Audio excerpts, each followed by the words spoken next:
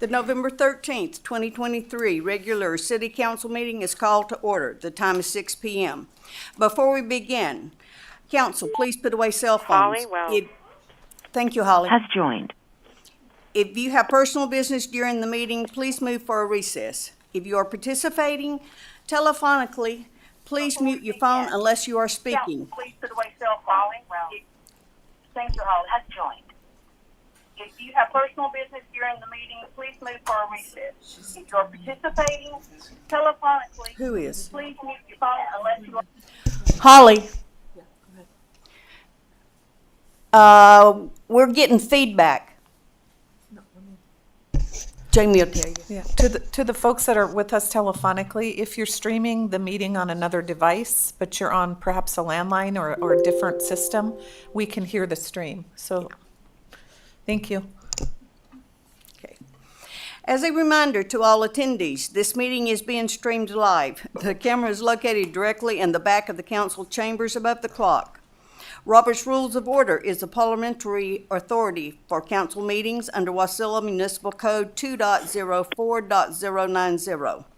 Under this authority, I respectfully request council observe the following. Number 1, kindly seek recognition before speaking. Number 2, that no member speaks more than twice on the same motion without an affirmative vote on a motion to suspend the rules.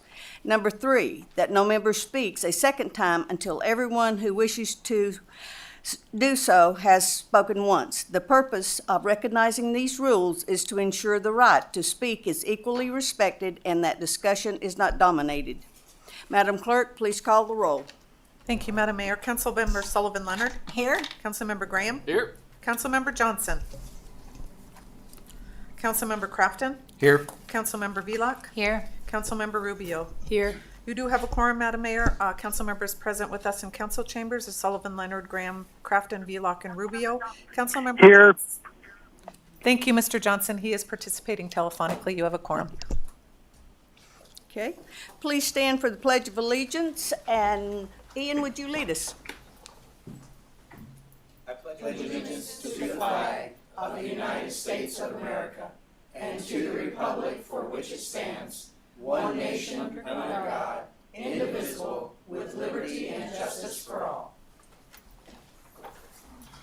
Thank you. We are on to approval of the agenda. Are there conflicts of interest to declare? Hearing none. Are there changes to the agenda? Mr. Graham. Madam Mayor, I have several things I'd like to pull to new business.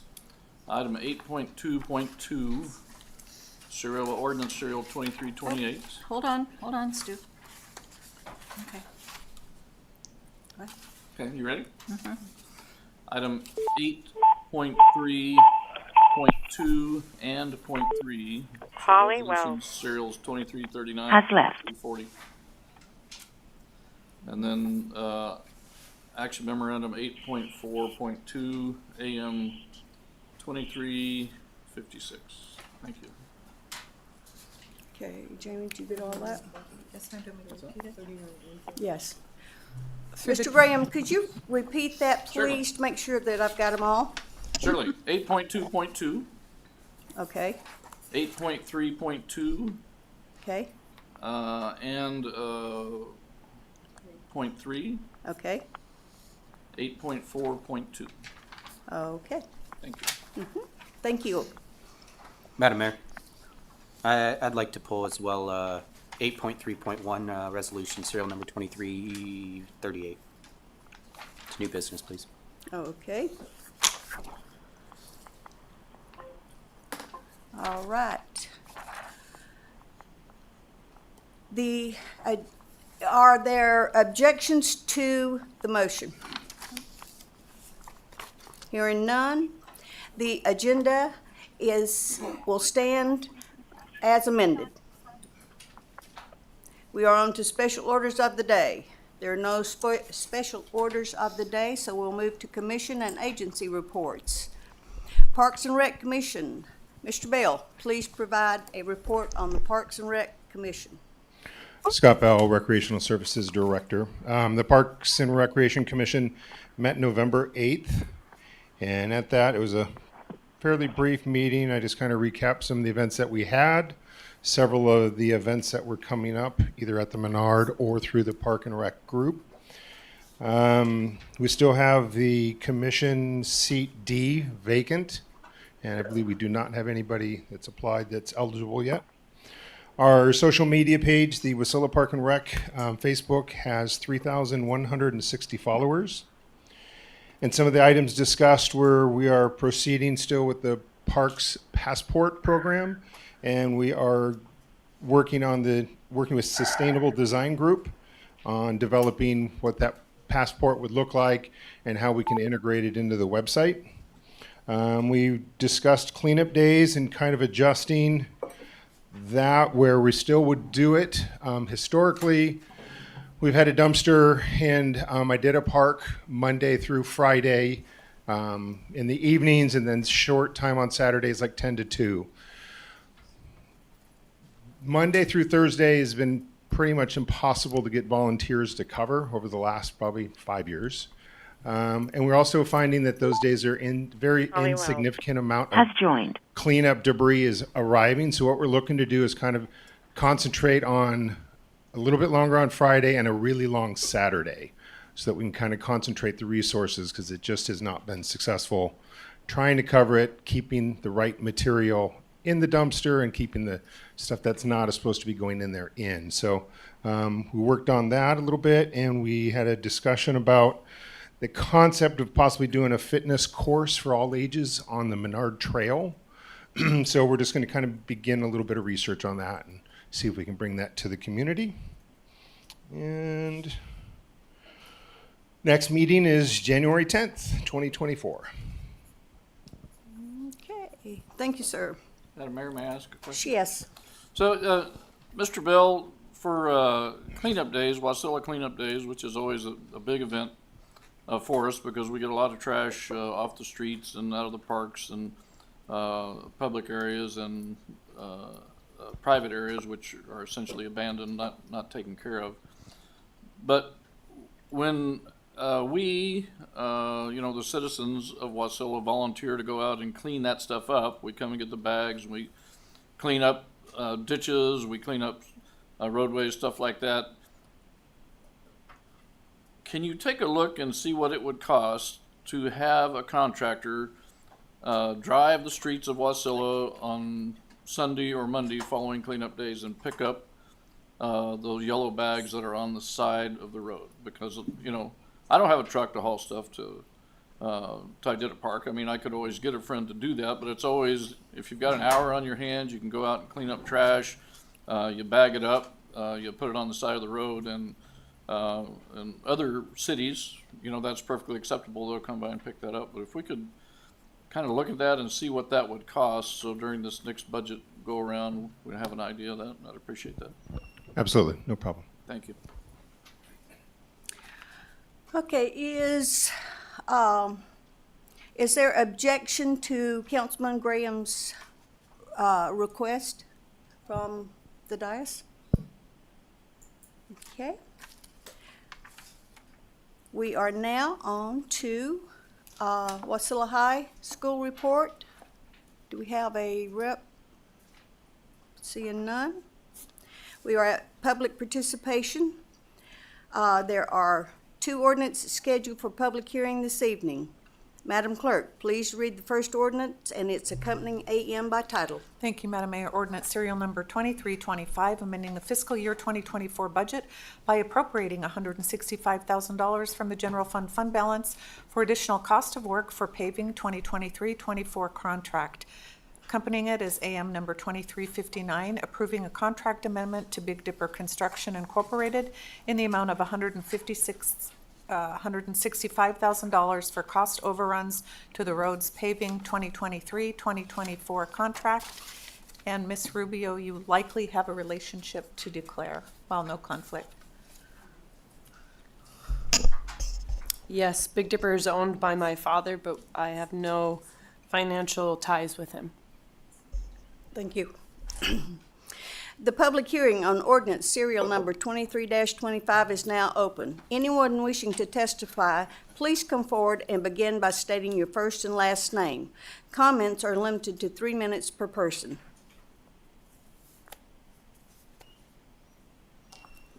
Seeing no one, the public hearing is closed. Is there a motion to Jessica adopt? Spooler has joined. I don't know.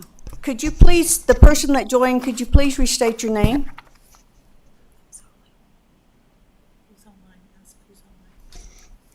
Who's online at this time? Hello?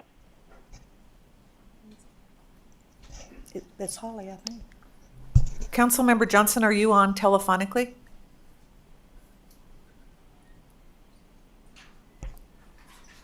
Attorney Wells, are you on?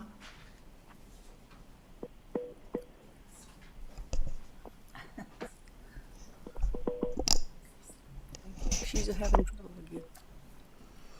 Okay.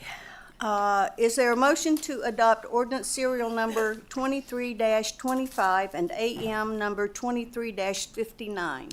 Madam Mayor, Yes. I move ordinance serial number 23-25 and accompanying AM number 23-59. Is there a second? Second.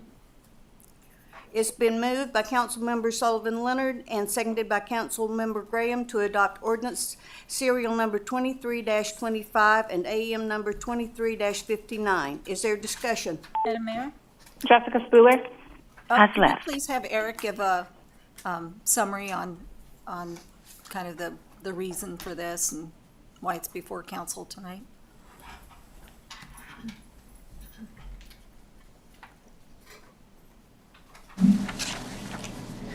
Eric? Thank you, Madam Mayor. Yeah, so the reason this is before council is to basically clear up an accounting error where we had cost overruns for the initial contract. And the cost overruns were because the contract has Yes, but I don't have any cell phone audio. a general amount of units for this paving project, this year's paving project. So when the work was complete and the distances of road were calculated, it overran the initial contract. So this is to complete the payment to Big Dipper for the excellent paving job that they did this year. We had a couple overruns because of fixing some cul-de-sacs. Turning radiuses for fire trucks are very important. We found a couple that weren't wide enough. They needed more material. There was some more ditching than we anticipated. Found some hidden culverts. So our goal moving forward is to have the contingency that we need in next year's contracts so that we don't have to come back and square up the account. But this is just to pay the completed project to Dipper. So that's why it's an ordinance. It's appropriating a little bit more money into that contract to finish the payment to the work that they did.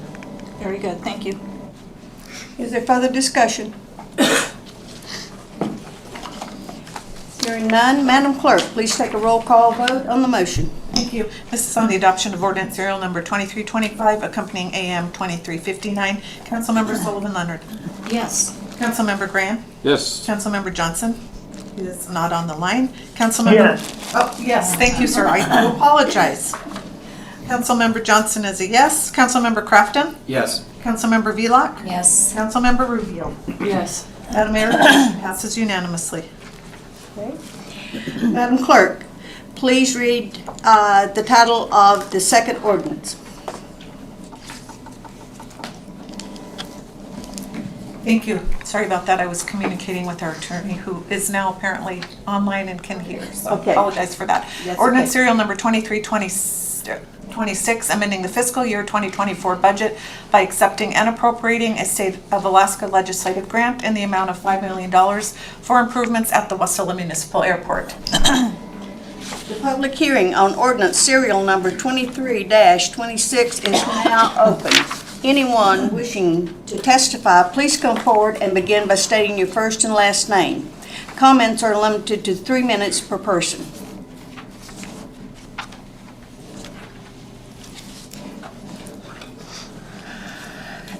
Seeing no one, the public hearing is closed. Is there a motion to adopt ordinance serial number 23-26? Madam Mayor? I move ordinance serial number 23-26. Is there a second? Madam Mayor, I second that. It's been moved by Councilmember Sullivan Leonard and seconded by Councilmember Velock to adopt ordinance serial number 2326. Is there discussion? Madam Mayor? Colleen? Thank you, Madam Mayor. First off, I just want to acknowledge that this is such an important economic project for our city, and our Senator David Wilson is in the audience, and I want to thank him for his work on this and helping our city to move forward as it should. Anyway, I don't have any questions. I just want to say this is a good project and happy to see it moving forward. Is there further discussion? Mr. Graham? Just for the record, at the end of this $5 million, what will be the length of the runway? Finished length of the runway? Public Works Director? I know most of this is apron work. So, as we've been communicating with the legislature for receiving any sort of appropriation, the $5 million will go towards the extension of the runway to 5,100 feet at this point. We will use it to leverage federal monies. We're continuing to look for even more support at the airport. As we're in the middle of the master plan, we will be using this money to multiply the effects at the airport as we build through that master plan. So this will not be the ultimate price of the 5,100 foot extension, but it will make a great deal of the money that we need to do that. Thank you. Madam Mayor, Mr. Crafton? how much more are we thinking we might need? The last time that we did some cost analysis, it looked like we probably needed another 2.5 to 5 million. Are we, follow-up question, are we looking to pull that from city funds, or are we hoping to pull that from either the state or federal dollars at this point? So the master planning process is looking like the federal support will not be there unless there's some sort of congressional directed spending. That's always an option. FAA as a direct partner is probably not going to bring that cash to us. So it would be some sort of balance between congressionally directed spending and city funds and possibly more state support. We're always trying to find that balance. Thank you. Is further discussion?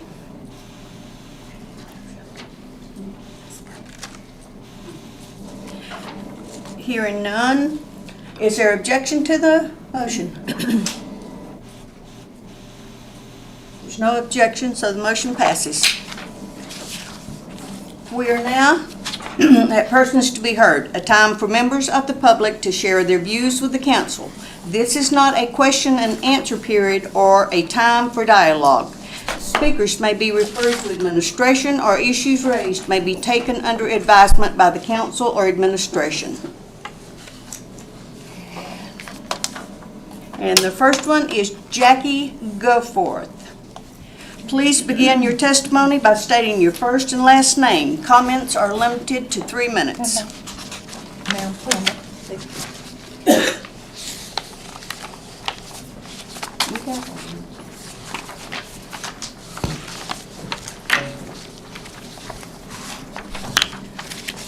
Good evening, Mayor and City Council. My name is Jackie Goforth. I was the patron at a library reconsideration hearing that took place last Wednesday for a book called Red Hood. I have a handout I gave to you that shows the rules that I was abiding by. As you can see by the rules, they say wide on them, presentation. They do not say testimony, they say presentation. Now, a presentation is something that you give or show to prove your point. They also show in the question and answer position in the middle that the staff and that the patron may speak. You do see that, correct? Now, the second page I gave you is proof, because it is now online and everywhere else, that I asked to have this book destroyed and removed and destroyed in my original request. That is an absolute falsehood. You are looking at the original request. And it says, please remove. It says, move to adult or remove. That's what it says. Now, the last one you're looking at is the result of what happened from this hearing, and that was listed from one of the staff members that was on the committee.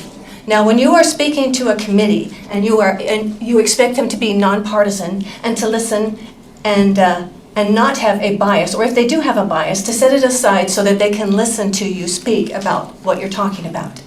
Now, Red Hood is a violation of the law. The law is 1161.128 in Alaska statutes. Now, that is for digital means. However, there is another law. It is the United States law. It's Title 18, USC 1470, and it deals with giving pornography or obscene material, to a minor. Now, the law, the statute with Alaska has 3 parts to it. The first one is, are they over 18 and are they giving it to someone under 16? The second part is, are one of these, I think it's 7 items in there. 2 of them I already mentioned, and they are sexual penetration and lewdness.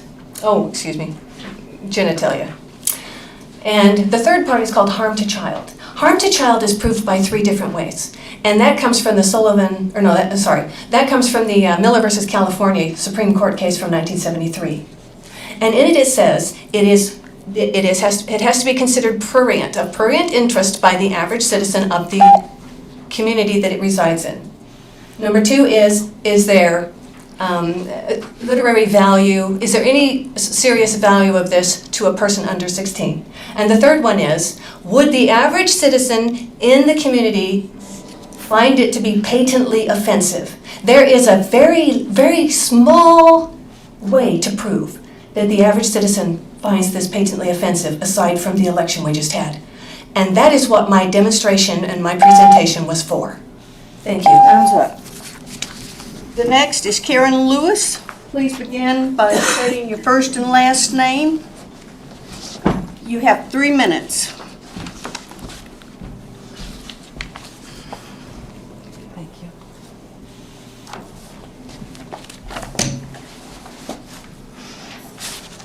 My name's Karen Lewis, Madam Mayor and council members. I have read excerpts from some of these books that I'm passing out to you, and they are obscene. There's no question about it. I'm giving you this information again so you can go to booklooks.org and look at all. These are all in Wasilla City Library, which is what you all are in charge of. So being the mayor and the city council that are supposed to be over the library and the books in it, I would think you'd take an interest in getting the pornography out of the hands of the children there. There hasn't been a lawsuit yet, but I would bet money that there will be if that isn't moved. I mean, maybe not remove it, but it's disgusting. I can't see that adults would even want to read this garbage. But if you'd move it to the adult section and then make sure that 14-year-olds, which they call young adults, are 14-year-old adults 15, 16? No, they're not. It's part of their marketing. You know, the people, the librarians and the library committee that is currently there for the borough and for the city council or Wasilla Library, they think this stuff is fine. They think this filthy material is just fine, and that the publishers say it's raving reviews. I tell you what, the publishers have a conflict of interest. They want to sell. So do the publishers. So do the authors. Just go ahead and go to booklooks.org and look at it for yourself. I'm not going to tell you what's in it because it's absolutely filthy. And Jackie's right about the law. This is absolutely against the law. And to try to approach these committees, I've been to 4 now on a second request. I've been to 2 where I've gone and they said, no, we're just going to leave it where it is. And there has to be a committee, hopefully formed by you, that will put not morally challenged people in charge, that will listen, that have good moral views.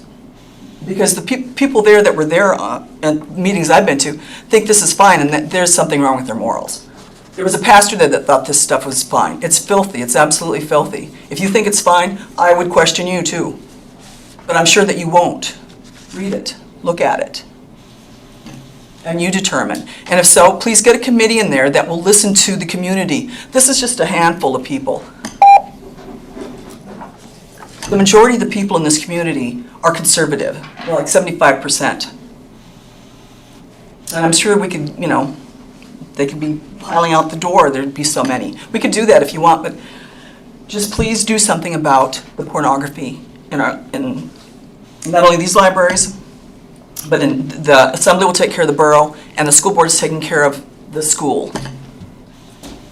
Thank you. Okay, next is Glenda. I'm not sure about your last name. So if you would state your first and last name, you have 3 minutes. My name is Linda Spohn. I'm a resident of the Matsu Borough that uses the Wasilla Library.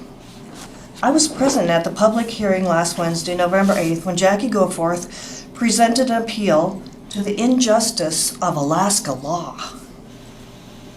I'm a taxpayer who helped fund the Wasilla Library, the books, and the salaries of the library director and the librarians. I request an account to be given of the content of perverted pornographic material that has been showing up in the Matsu Borough and municipal libraries. My opinion is that perverted pornographic material should not be purchased with taxpayer funds and have no proper place in our local libraries, whether it is in the children's section or adult section. Pornography doesn't belong in public tax-funded libraries at all. If an adult wants that type of content, they have numerous other bookstores and online avenues. The reason I am here testifying is for the protection of children or minors from lewd and crude material on our local library shelves. Children, even with a parent present, love looking through their age-appropriate book section. If they did run across pornography, the mind doesn't always forget what the eyes see. Are we a society or community that doesn't protect children? The book being questioned at the hearing was Red Hood. Jackie read out loud several sections of the book. The content was vile perversion and evil beyond words.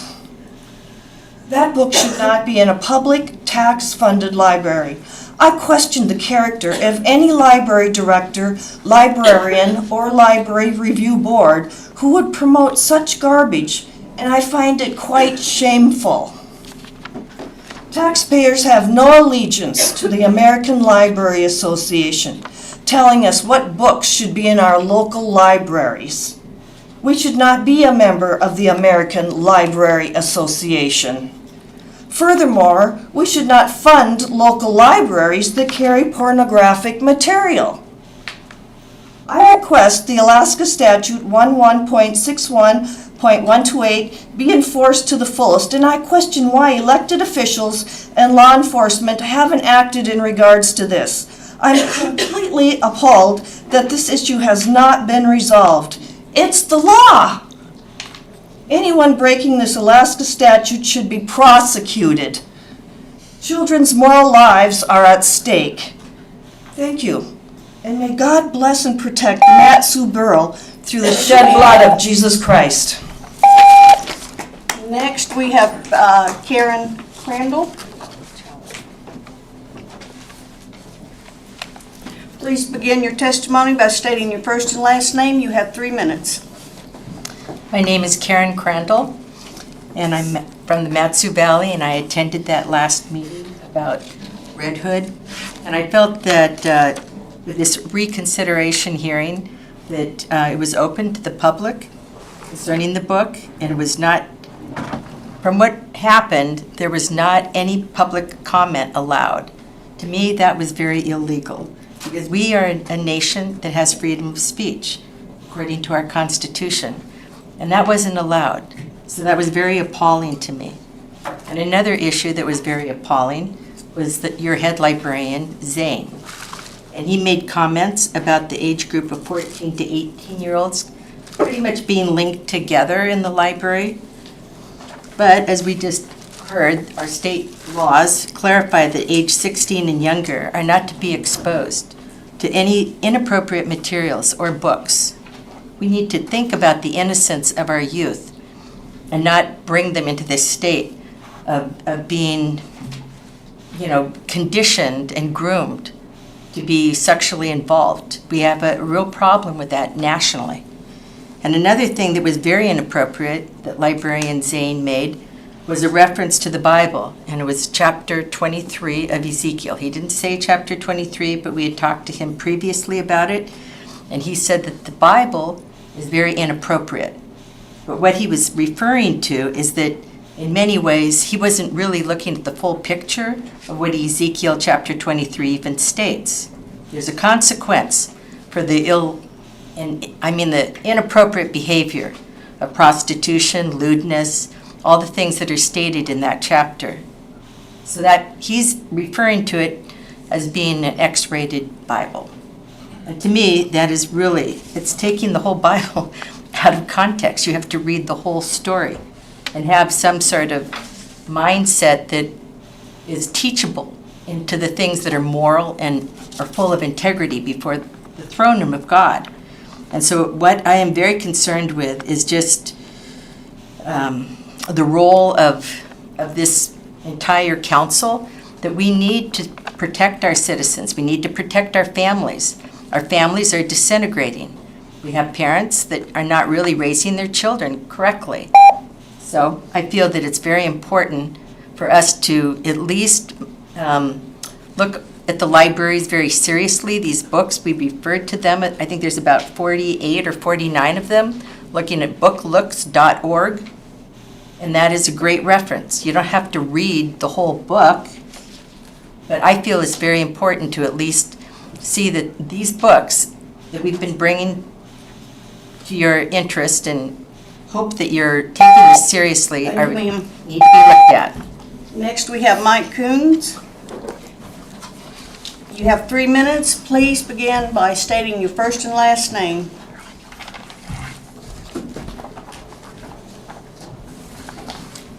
Thank you. My name is Mike Coons. On Wednesday, 8 November, there was an appeals panel hearing about the request for removal from young adult section of the Wasilla Library, the adult section for the book Red Hood.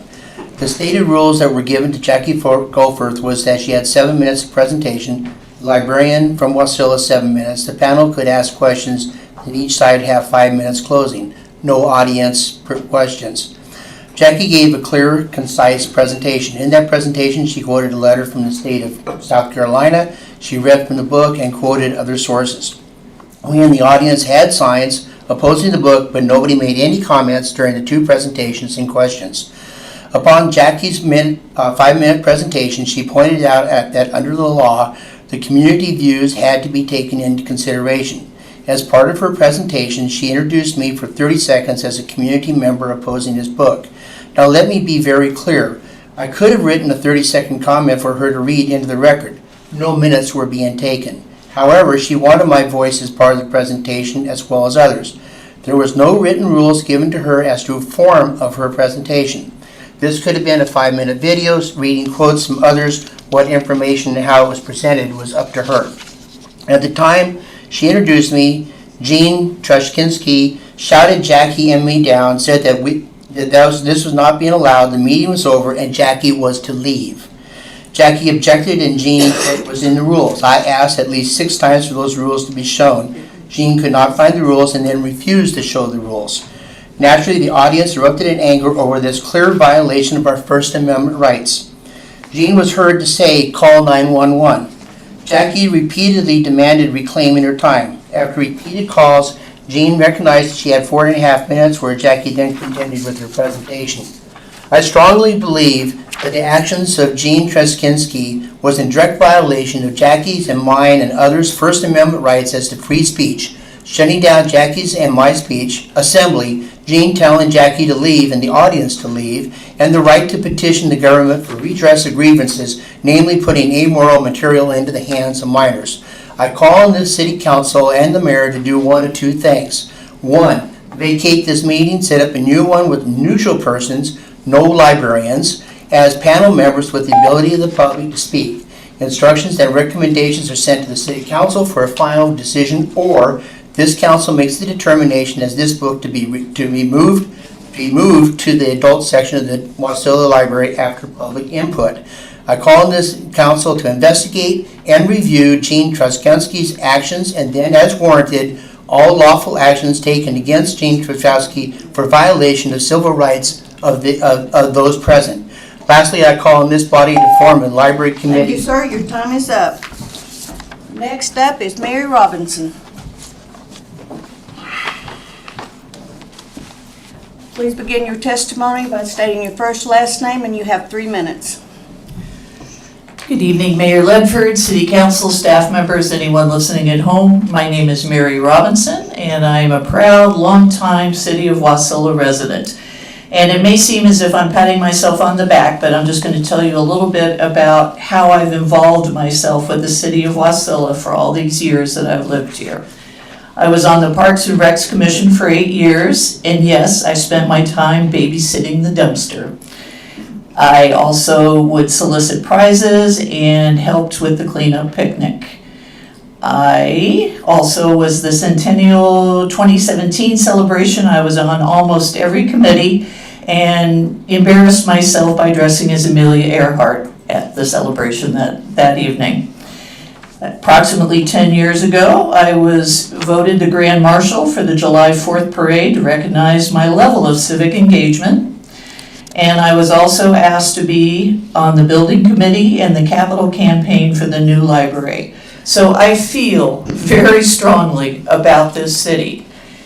And I have to ask myself, well, first let me say, everyone is entitled to free speech, and free speech allows people to challenge books. But I have to ask myself, why now? Why here? A lot of these books have been on the shelves all over the state of Alaska, 15, 17 years. Oddly enough, a lot of the books that are being challenged come from a national organization called Moms from Liberty, which is affiliated with bookslook.org. And I will always come back to the fact that the premise of free speech, and everyone is entitled to challenge the books, but attacks on our freedom to read should trouble every person who values liberty and their constitutional rights. Censorship is unacceptable. I think a large part of butting heads over this is that some people don't quite understand the process. They don't understand the process for challenging the books. They don't understand how books are selected. They don't understand that a library is free and equal access to information for everyone. And if you want to talk obscenities, 4 people dying on the streets of Anchorage being unhoused in the cold weather, that is obscenity. But thank you for your time. Thank you for allowing me to speak. Next up, Senator David Wilson. Please begin your testimony with your first and last name. You have 3 minutes. Sure. My name is David Wilson. I'm a city resident, also a senator for District N. I just came because it's been a long time since I've been in front of council, and it seems to be every other week it's another conference during the same week that you guys have a council meeting, other obligations. But I'm here and I understand that you guys have your priorities, so I'm just here listening to your priorities and letting you know that we are getting ready to head back and we're just starting that process. I know the governor's budget is due the 15th and he's sort of asking around and trying to figure out what projects are out there that he can help with and help fund. So I'm looking forward to listening in on some of those projects. We have your old CAPSIS projects, but I'm sure there might be a couple of new ones coming through. And the delegation is also going to probably try to host a town hall. About the first week or second week in January. So more to that to come forth. But the delegation is here. We're listening, and obviously, and to thank Councilperson Sullivan Leonard. But that was a team effort. It took the. I'll be senator.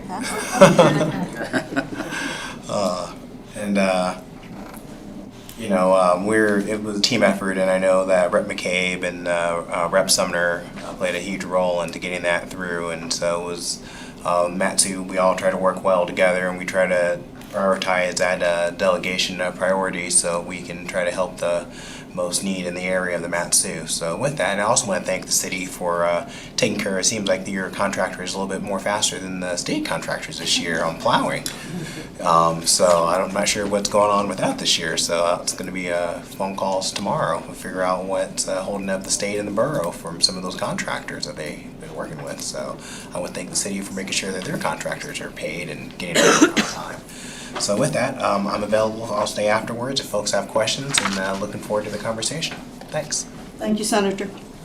Next up is Jeannie Trzynski. Please begin your testimony with your first and last name, and you have 3 minutes. Thank you very much, Mayor Ledford, Council. My name is Jeannie Trzynski, President of the Friends of Wasilla Library. I just want to update you on some things that we have going on at the library. In October, we had a trick-or-treat around the Story Walk. We had 126 people who came to the Story Walk. It was really a really fun event. We also partnered with the Imagination Library. The Imagination Library works through Dolly Parton to provide books to children ages 1 through 4, 1 book a month for their first 4 years, as much as they sign up for. So that's really fun. It was a great event, and thanks to Edge Preschool for sponsoring that book. And we're trying to get the next book changed, but it keeps snowing every time we're trying to change it. So we're hoping tomorrow, it's supposed to be a calm moment, so we're hoping to get the next book in. Our book club coming up on December 4th is the book Skipping Christmas by John Grisham. It's a short book. It's pretty funny. Great. Everyone's always welcome. So the first Monday of the month at 5 o'clock. Right before that, from 4 to 5, we have a knitting club, and that's been really a big hit. That's a new thing that the Friends have just started and has been really positive. Our next book sale is this Saturday from 1 to 4. And we also have our event coming up for our silent auction on December 7th, where Aaron Leggett will be our featured speaker, and he'll be doing a presentation on Alaska history, and we will be having some silent auction items, so everyone's welcome to come. So thank you very much, and thanks for coming out tonight on a very snowy night and supporting the city. Thank you. Is there anyone else in the audience that would like to speak to the council at this time that's not signed up? Please come. And begin your testimony with your first and last name. You have 3 minutes. My name is Dan Fleckenstein. I'm the president of Mat-Su Softball Association. Thank you, Mayor Ledford and Council, for the opportunity to speak. We're currently in a management agreement with the city for the Bumpus Softball Complex located on Mystery Avenue. We have a little over 600 members in our association, and we enjoy use of that complex during the summer months for softball leagues and tournaments and that kind of stuff. And I'm here to express that we have a desire to work with the city on a long-term improvement plan for that facility.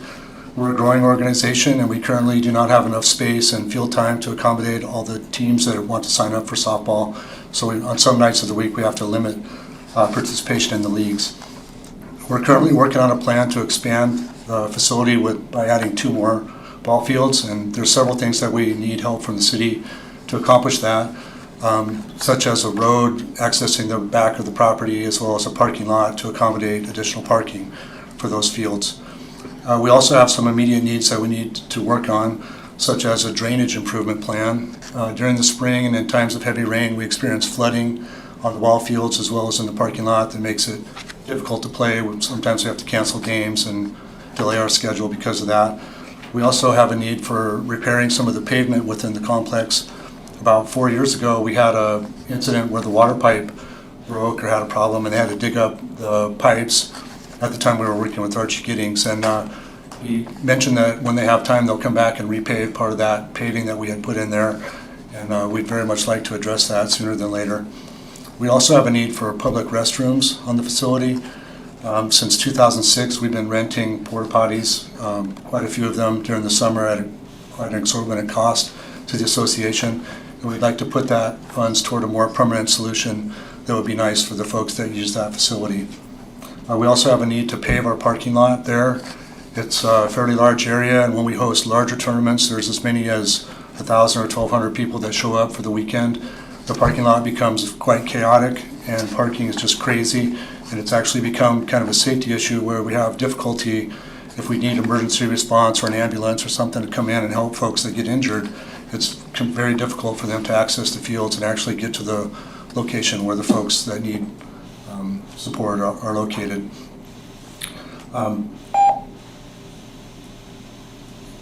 Bumpus Softball Complex is known throughout the softball community as one of the nicest places to play softball in the state.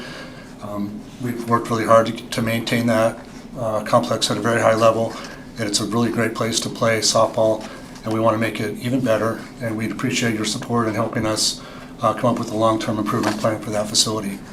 Thank you. Thank you, Dan. And do you know Eric Shaw, our new Public Works Director?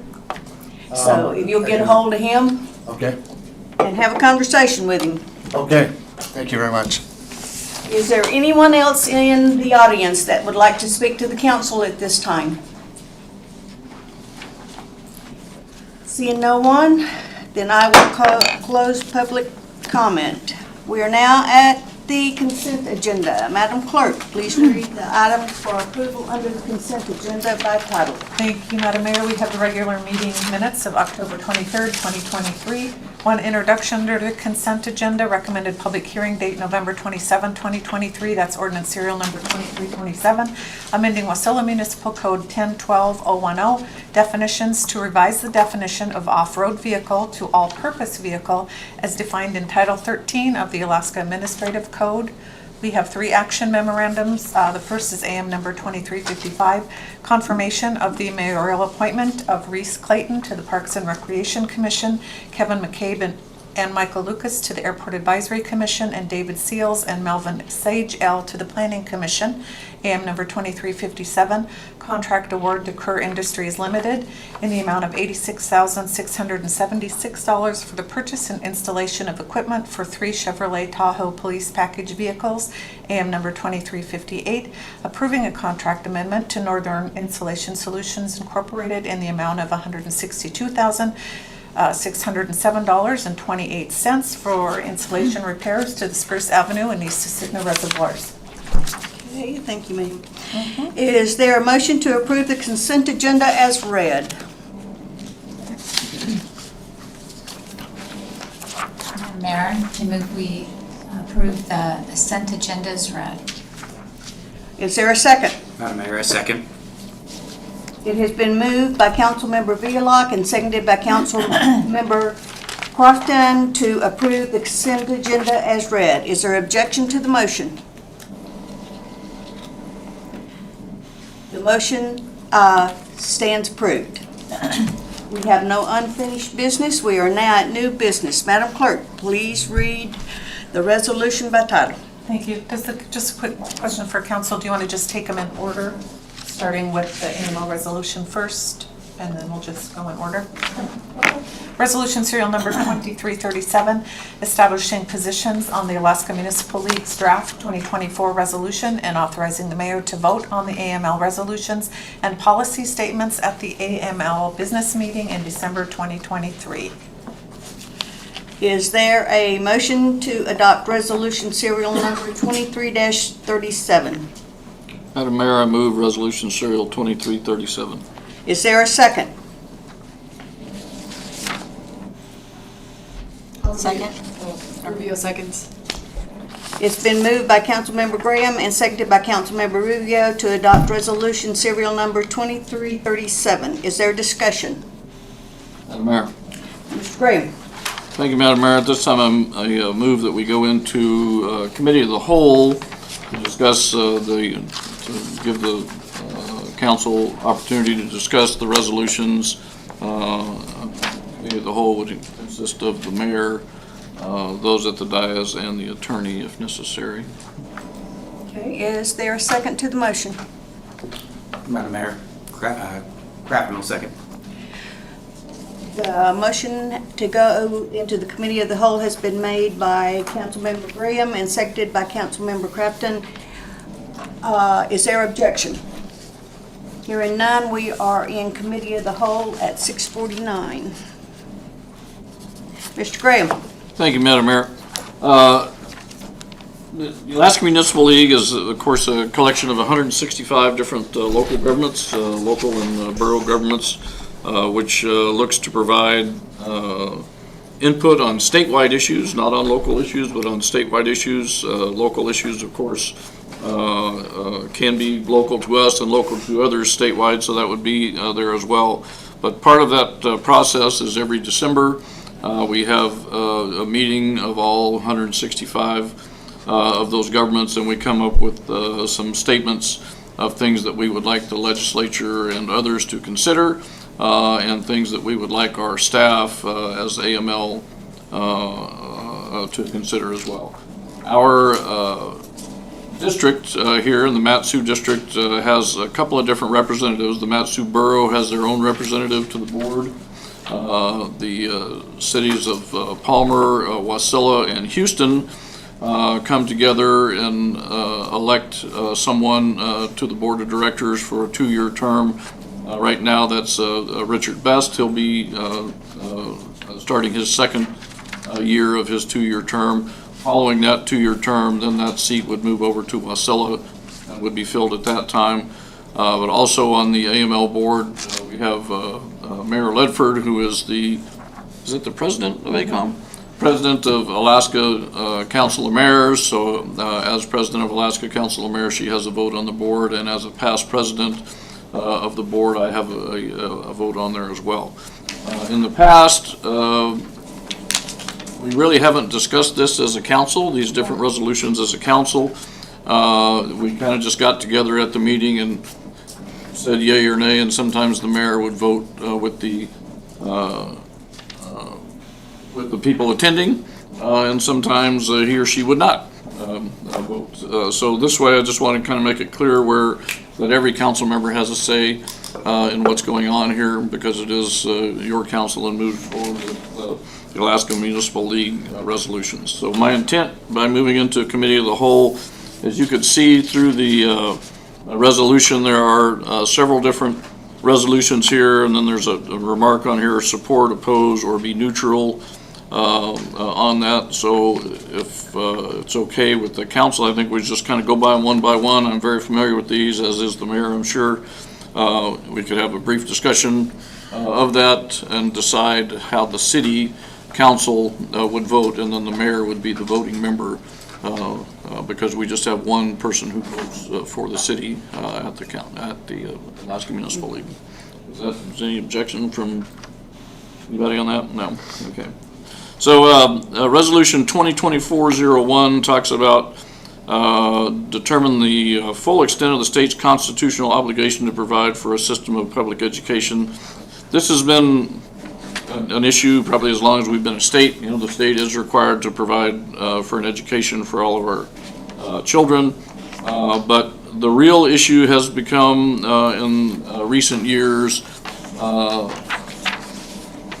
local match or local contribution. Right now, the state provides money for education of the children. The federal government provides money for education of children, and the boroughs or appropriate school districts provide money for the education of the children. And as costs have escalated and different needs have come up, particularly regarding special needs for students who are maybe a bit limited, costs have kind of gone up, and what's called the local match has been limited by the state.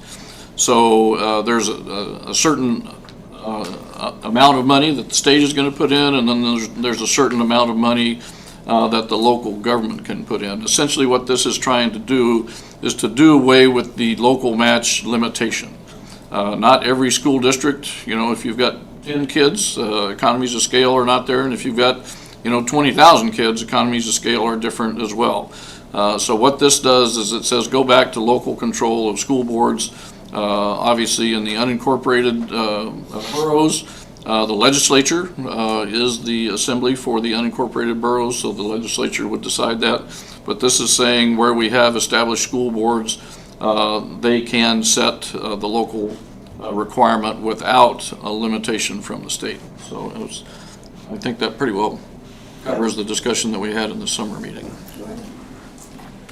Colleen? Yeah, thank you, Madam Mayor. Thank you, Stu. I appreciate you pulling this all together. One of the challenges we have as a city is that we don't have powers for education. So that gives us a little bit of a disadvantage of really having a voice, I think, at the table on this. I'm hesitant to support this because I don't want to see us as a local government supporting legal action against the state regarding educational funding, especially when we're not seeing the outcomes that we would truly like to see from our students. And I think that's a big bone of contention for many parents, many elected officials, and even school officials and teachers across the board. So I'm hesitant to support this based on the fact that if you don't like something that is happening from the state level with regard to funding or policy, then we're quick to support legal action against them. And I just think it's the wrong avenue to follow, quite honestly. So I'm just letting you know I don't support this one. I would, let me see, you got 3 different: support, oppose, or neutral. I'll say oppose. Or propose an amendment. I mean, these are not the resolutions that will come before the body. These are the ones that will go to the resolutions committee, of which I am a member. And, they can be wordsmithed, they can be changed, they can be amended. So if there's some sort of amendment that you'd like to offer that, you know, strikes necessary legal action and changes that to something else, we can bring that up in the resolutions committee and press for that as a city. Yeah, I won't ask for amendments at this time, but I imagine you'll have a full discussion once you get into that resolution committee on this one, so. No doubt. Okay. Anybody else got an opinion on this? So just for histories, the history of this, it has been, the body has approved this a couple times in the past, but has never followed up as a priority. And so it's kind of like when we say, well, we'd like to do this, but we're not going to commit any money to it. So that's kind of what's happened in the past. But essentially this says if somebody sues the state, that that AML would support that action, not that AML would do that action. But I kind of agree with Colleen. I don't think this is well written, and I don't think it may be well intended, but it's just not the right thing. Okay. Is anybody at the dais in support of this resolution? Hearing none, so we are unanimously opposed. Okay. All right, number 2. Okay, resolution number 2, PFAS is a problem. Essentially, this is environmental cleanup. Doesn't really affect us here because we don't have a fire department here. We do have a fire department at our airport. PFAS is groundwater contamination caused by firefighting foam. That hasn't been an issue here in Wasilla because we haven't had an airport with an active fire department on it. It has not been an issue in Palmer at this point, but it is a significant issue in places where there are Air Force bases and military bases which routinely land aircraft there. So that's the one on this. There is AML has supported this for years, and the state is slowly, allocating money and finding federal funds to clean up this PFAS contamination. If it were up to me, I would be neutral on this, even though I support the idea of cleaning it up. It's just not a horse we have a race, or a race we have a horse in. Right. Any further comments on this? Madam Mayor? Yes. I think I'm going to be neutral on this as well. I do believe that the legislature does have, I believe, a bill on this. I'm looking at Senator Wilson. Because I'm not sure if that was Senator Kawasaki that had a bill on this. Excuse me for talking to the audience. Madam Mayor. Sorry. Jesse Keel? Senator Keel has one? Yes. Okay, so I know that there's work in place on this. So I will remain neutral on this as well. Madam Mayor, Mr. Crafton? I would say same thing, neutral. If it's not something we're actively engaged in, and something, again, it's not wrong. I think it's a good idea, but we're not actively engaged in it right now. So again, neutral would be the best option. Eric,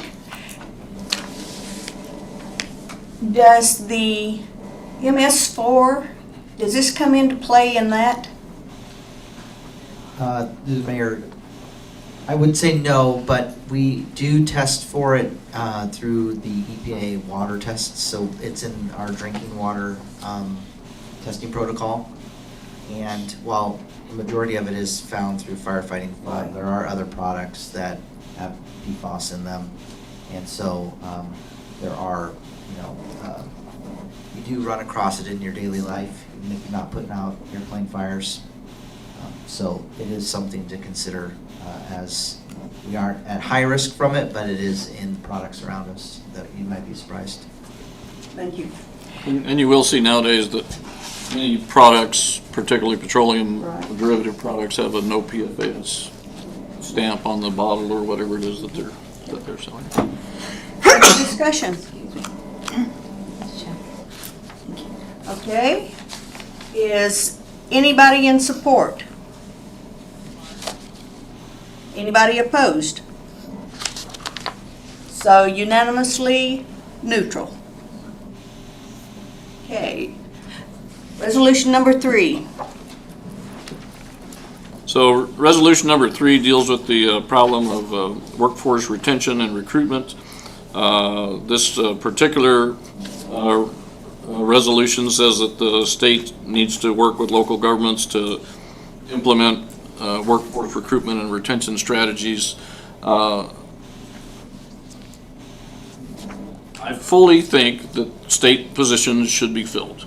I fully think that positions in cities and local governments should be filled.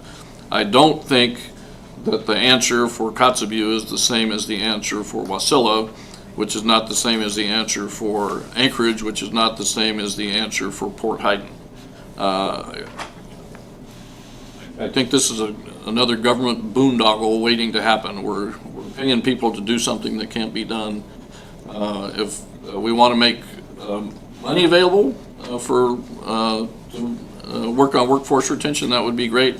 But we already have state agencies that provide help to us as a city and to other folks that are looking to solve workforce retention issues. So I think on this one I would oppose, just because it's once again the state stepping into an area where the state has no expertise and essentially creating additional government. Madam Mayor, I guess I do think a little bit differently on this. I worked really closely with the Department of Labor while in the legislature and understand the work that they do, really trying to fill a lot of top positions. And the problem is, for example, we've seen recently where in their payroll division, they are so short-staffed, they're unable to get payroll processed and get checks out to people all across the board. So maybe this is something that could be wordsmithed maybe a little bit differently, but I do support the state of Alaska working on the recruiting efforts, because we're seeing, I think, the trickle-down effect by not having those positions filled. So is it a position of AML to have a say on that? I guess that's the question. AML is always going to speak, in favor of filling government positions. What this particular resolution speaks to is having the state coordinate an effort between state governments and the local governments. Now, whether that means every time that we post a job, we have to refer to the state website, or every time they post a job on the state website, it has to say, oh, by the way, Wasilla's got positions open. Nobody really knows. This is just saying what we already know, is that there is a significant workforce shortage, and nobody seems to know how to deal with that. And it is proposing that the state come up with an idea on that. I sit on the board of the workforce development, and at the last meeting, it was about how are we going to train our workforce, and how are we going to pay them once we have got them trained. So, for instance, Wasilla High School, they have the firefighter program. They have a mechanic program, and different things that when these kids graduate, they come out of school ready to go to work. And us, as a city, we are looking at mentoring kids to come into our workforce. You know, let them come in the summer and see if, okay, I want to work for Parks and Rec, do this or that or the other, whatever they're doing. Or I want to work for Public Works or whatever. So we are mentoring kids to boost up our workforce. So, with this, I would have to say, knowing what the board is looking at, I would be in support of this. Madam Mayor, I would be in support of this as well if we deleted items or lines 19 through 21, which says the state essentially should. Yes, please. Yeah. So if you read the resolution, it's on page 111 of the packet. So now therefore be it resolved that AML encourages the state of Alaska to address vacancy rates within state agencies, and be it further resolved that the state's efforts be coordinated with local governments to implement complementary workforce recruitment and retention strategies within cities and boroughs. What I'm recommending is that we delete from be it further resolved. So yes, we do have the resolve that AML encourages the state of Alaska to address vacancy rates within state agencies. But I wouldn't recommend that they do that for cities. Madam Mayor? Colleen? To remove this, then leaves it kind of as an incomplete resolution, because your be it further resolve is something that you're bringing to a closure on what you're wanting to highlight in your resolution. I guess I really don't want it removed. I think it's an important component on that. Okay, is there any? Madam Mayor, Yes. I would think we leave it. I mean, looking at it, it looks like 17 as well could be the ending there. Though what it sounds like, and maybe just for some clarification, is that AML's, we're basically saying, hey, we want the state to conduct their research and find out why we're having vacancy problems, and then continue by saying local governments, boroughs, etc., here, let's help you figure out what you're doing as well. Because I had a conversation with our deputy administrator here this past week, and it sounds like we're experiencing a little bit of the same issue where we're starting to see within, was it the first 5 years, we're seeing a lot more of a higher turnover rate. And I'm with Mr. Graham on, I don't like growing government. It's not that we're finding additional positions, it's that our basic positions just to function are what's missing at this point in some cases. Obviously payroll's a problem. So I would be in support as it reads right now. That's how I'd feel. Okay. Nikki? I'm in support of this resolution. After hearing what you said, Mayor, on the intent that you're hearing at the meetings, I think I would support this. Elena?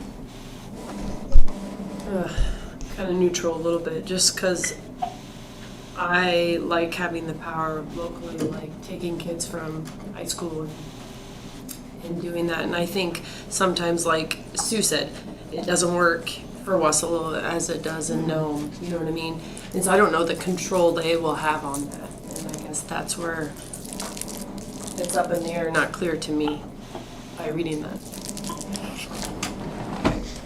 Mr. Johnson, you want to? I'm neutral on this item. Switzerland. Okay, we have 3 in support, we have 1 opposed, and 2 neutral. So, that's what we'll go with. Jamie? Madam Mayor, I don't know that, I don't think that's the intent of the resolution. I think really supposed to reach some sort of consensus, so I guess, correct me if I'm wrong, council, based on the numbers, it fails. I guess we're opposed, because as a group, we can't get consensus to support it or to be neutral on it. So generally, I'm kind of talking out loud here, this is a new process for us. If I may? Absolutely. I would think that this division here shows that we want to pay a little bit more attention to it during the resolution committee to find out exactly what they're talking about. I mean, as with most legislation, things are pretty broad and open to interpretation, but if we can tie somebody down, just for instance, where it says, encourage the state of Alaska to address vacancy rates by hiring a consultant or something, get them to tie it down to something like that, then I think we would have more of a consensus to move forward. Or if it was to say to move forward with, to make the state's findings available, immediately available to cities and other governments for hiring purposes. I think that's kind of where we are. Am I missing? I don't think it has to be a straight up or down. Yes. So if there's no objection from the body, then in the comments, I will just put under support 3 members in support, 2 opposed and 1 neutral. And I guess it'll just flush out there. Madam Mayor, I would agree with what Mr. Graham's saying there, is that it sounds like we just want some more questions asked. I mean, I think I'm in support of it, and again, I would agree that what they do find would be really great to see. So I guess maybe adding a little bit more verbiage there would be what we need as well. I think we need a better explanation There we go. of exactly where the sideboards are going to be, or if any, before we come to a definite conclusion. So I would almost say I'd be in agreement if we get those answers. If not, then it'd be a no. Well, Mr. Graham's on the resolution committee. Consider it done. So. Okay. Moving on to resolution number 4, require the legislature to include fiscal notes that quantify costs to municipalities and school districts in legislation that impacts these entities. This has been before AML many times in many different themes, but essentially has come to the legislature on the same thing. Don't have unfunded costs going to localities unless you're able to identify what those unfunded costs are. The legislature disagrees, some with good reason, some with bad reason, but this from AML just says there should be no unfunded mandates from the state unless the state is going to identify what those costs are. Yeah, I agree on that, Madam Mayor. I hate the title, though. It says in support of requiring the legislature. I mean, you can't really say we require you to do anything. No. So, I mean, you can say in support of requesting the legislature. I would rather see that than requiring, because, again, they're not going to do that. But in support of the legislature, including fiscal notes. There you go. Juggle that first phrase a little bit. Yeah, just have it reworded as you need to, and then probably the last, now therefore be it resolved. But, having to look at fiscal notes for many years, I too would hear from our local government officials with regard to that trickle-down effect, because federal government would do it to us at the state, and the state would do it to local government. And I think as open and transparent and cohesiveness between government entities is really important. So anyway, good one. I support it. Okay. A general consensus, we're all in support. Okay. Number 5, in support of legislation that requires prompt payment of contracted and formula funding obligations, including the distribution of community assistance. So essentially, this one has bounced around AML for years as well, and has been supported by AML for years as well. It's when funding becomes available to cities and other governments and school districts. If there are no restrictions on the timing of that funding, it should be provided as quickly as possible. Other discussion? Some of this bounces back to what Colleen Sullivan-Leonard was talking about before, when it just comes to having positions filled in the government. So they may say, yeah, we've got a $5 million grant for the Wasilla Airport, but it may take them 8 months to get all the paperwork done and everything because there's not people there. This isn't requiring them to do that immediately and to make that the highest priority. This is just saying as quickly as possible. Money intended for local governments needs to go to local government.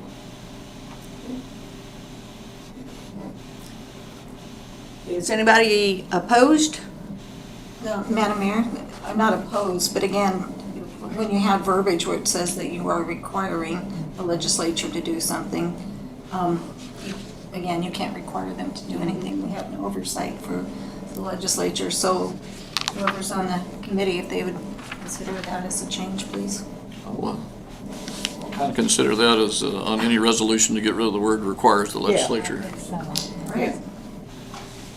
Makes sense. It would be nice to me. So, is everybody in support? All right, moving on, number 6. Number 6 is an issue that doesn't really deal with Wasilla, but it does deal with economic development, which is something we deal with. This just talks about providing additional funding for NOAA and their partners to make sure that we have a complete mapping of the coastline of Alaska, and we know how deep the waters are there, so that when there's an opportunity for some sort of economic development along the coastline, it can happen. And of course, development along the coastline affects development inland as well. Discussion. I would be in support of this. Madam Mayor, I'd support this one as well. I mean, at the end, it might not affect us directly, but at the end of the day, it will affect us pretty drastically. I support it. Mayor, Yes. can we ask what does NOAA stand for? The National, Oceanographic and Atmospheric Administration. yeah. Okay. They're the guys that tell us when we had an earthquake, because we can't tell. Right. But it's I think it's very important that we protect our coastline, and especially north with all of them staking their claim in the Arctic. So, everybody in support? Okay. Number 7. Yes. Hi, Tim. Number 7 is a resolution in support of changes to HUD, Housing and Urban Development Regulations. These are federal regulations that limit participation of Alaska local governments in HUD-funded programs. And if you read through all the whereases on this, talks about community block development grants, and so on and so forth, and that most cities and towns in Alaska are not large enough to receive money from this program. So this is just saying that towns of any size should be able to compete for that money. Right now, Alaska is receiving 1.9% of the money available from HUD for community housing projects. So. Or excuse me, 1.9 million, 1/2 of 1%, my apologies. So we're talking about housing here. I guess how does this compete then, or what does AHFC, Alaska Housing and Finance Corporation, then do in essence to meet the challenges for housing, whether it's rural or urban? I know that they're very instrumental all across the state of Alaska really promoting this, and so. Alaska Housing That's a Finance. statement or a question, but. Yeah, Alaska Housing and Finance Corporation typically serves to leverage funds. They do make funds available for programs. When I say make them available, I mean they allow me to go out and borrow $11 million to build an apartment complex, and they'll work with me to make that available, and they will, if there's other funding sources available, they'll make sure that people are aware of that. And then Alaska Housing Finance Corporation theoretically is an enterprise fund, so it's self-sustaining, so it generates money off of its properties and then turns around and loans those out and leverages that money to do other things. But I'm not sure exactly if they have a policy on that. I know Rob Yunt, our assemblyman for the borough, is a former member of the board of directors on HFC. He may still be, and I'm not sure, but he would be an excellent source for specifics on that. Madam Mayor, can I throw a lifeline? Yes. Can I ask Ted Leonard? If you have a chance to look at this resolution regarding AHFC and their role on this.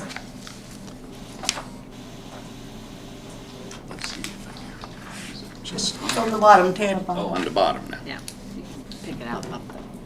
Easier.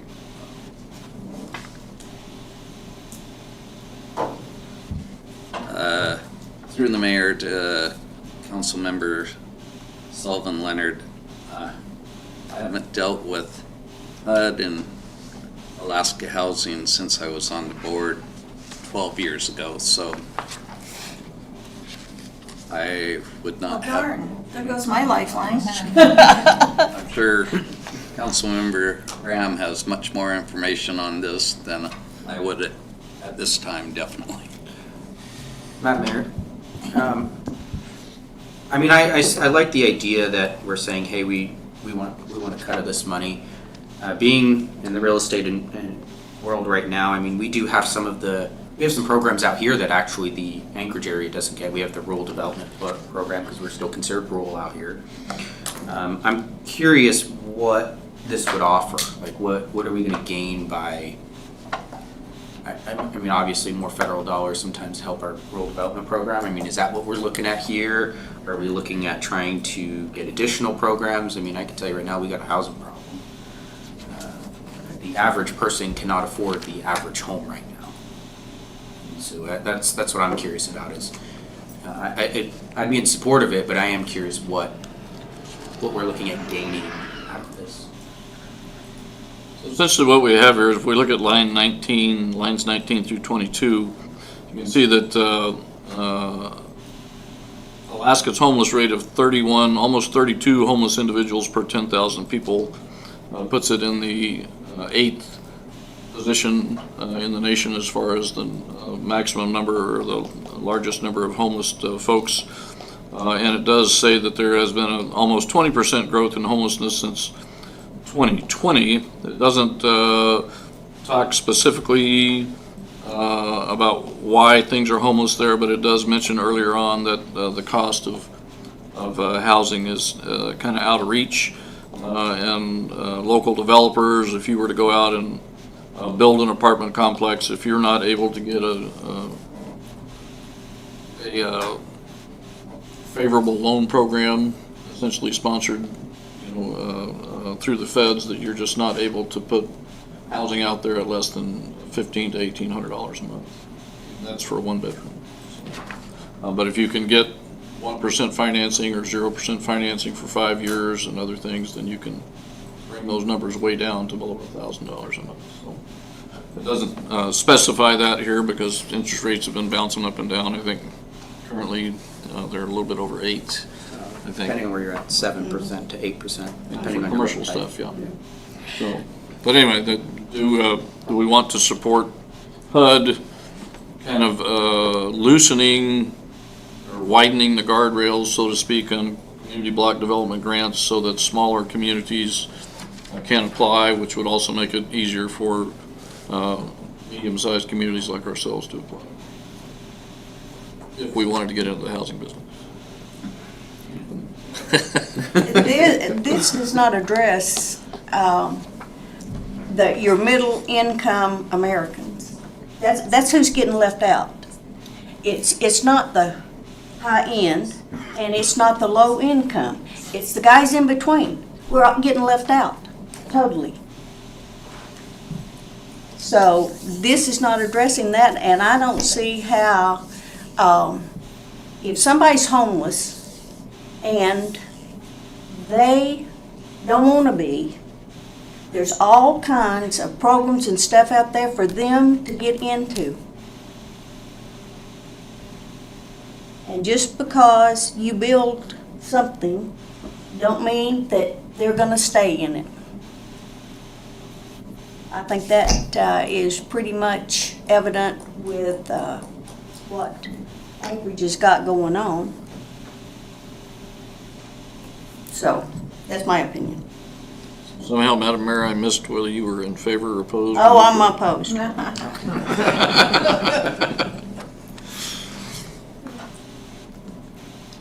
I'm in favor. Same. Okay.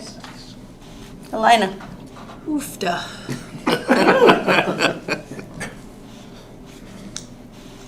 I'm opposed. Colleen? I'm neutral.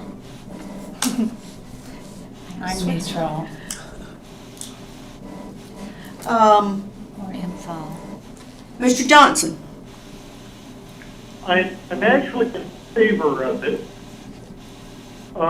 I have actually used HUD money on my very first house, which allowed me to become a homeowner that I am today.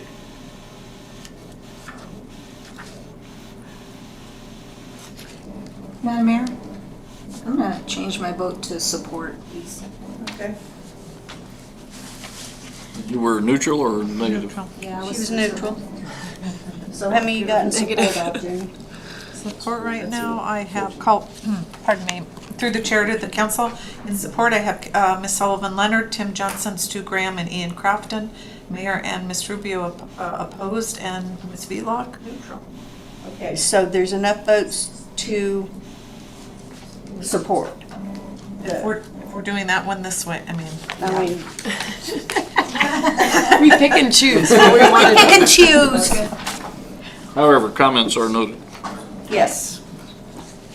And it'll be interesting to see what others on the resolution committee comes in, because the villages, the rural people, they have a total different lookout than we do. So it'll be interesting to see where the resolution committee comes in. Because, you know, we got one vote. They've all got one vote. So, anyway.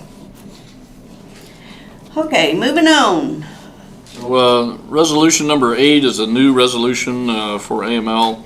This one is brought forward by Felix Rivera of the Anchorage municipality, who is their representative on AML.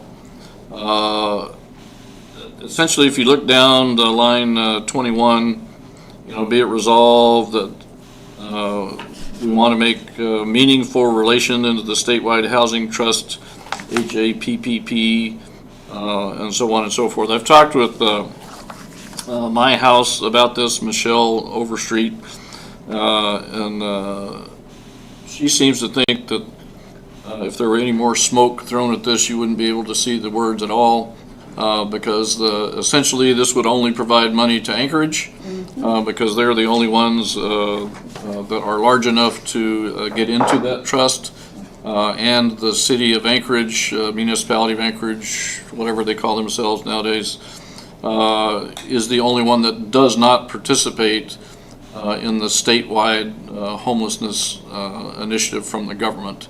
They want to do their own thing, and they want to be funded for it and not have any sort of measurable output for the money that goes in. So Michelle was quite adamant in her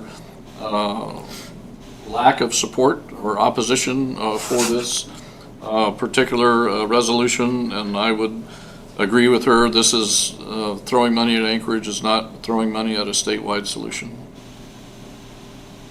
Right. We have a coalition on homelessness out here, and I'm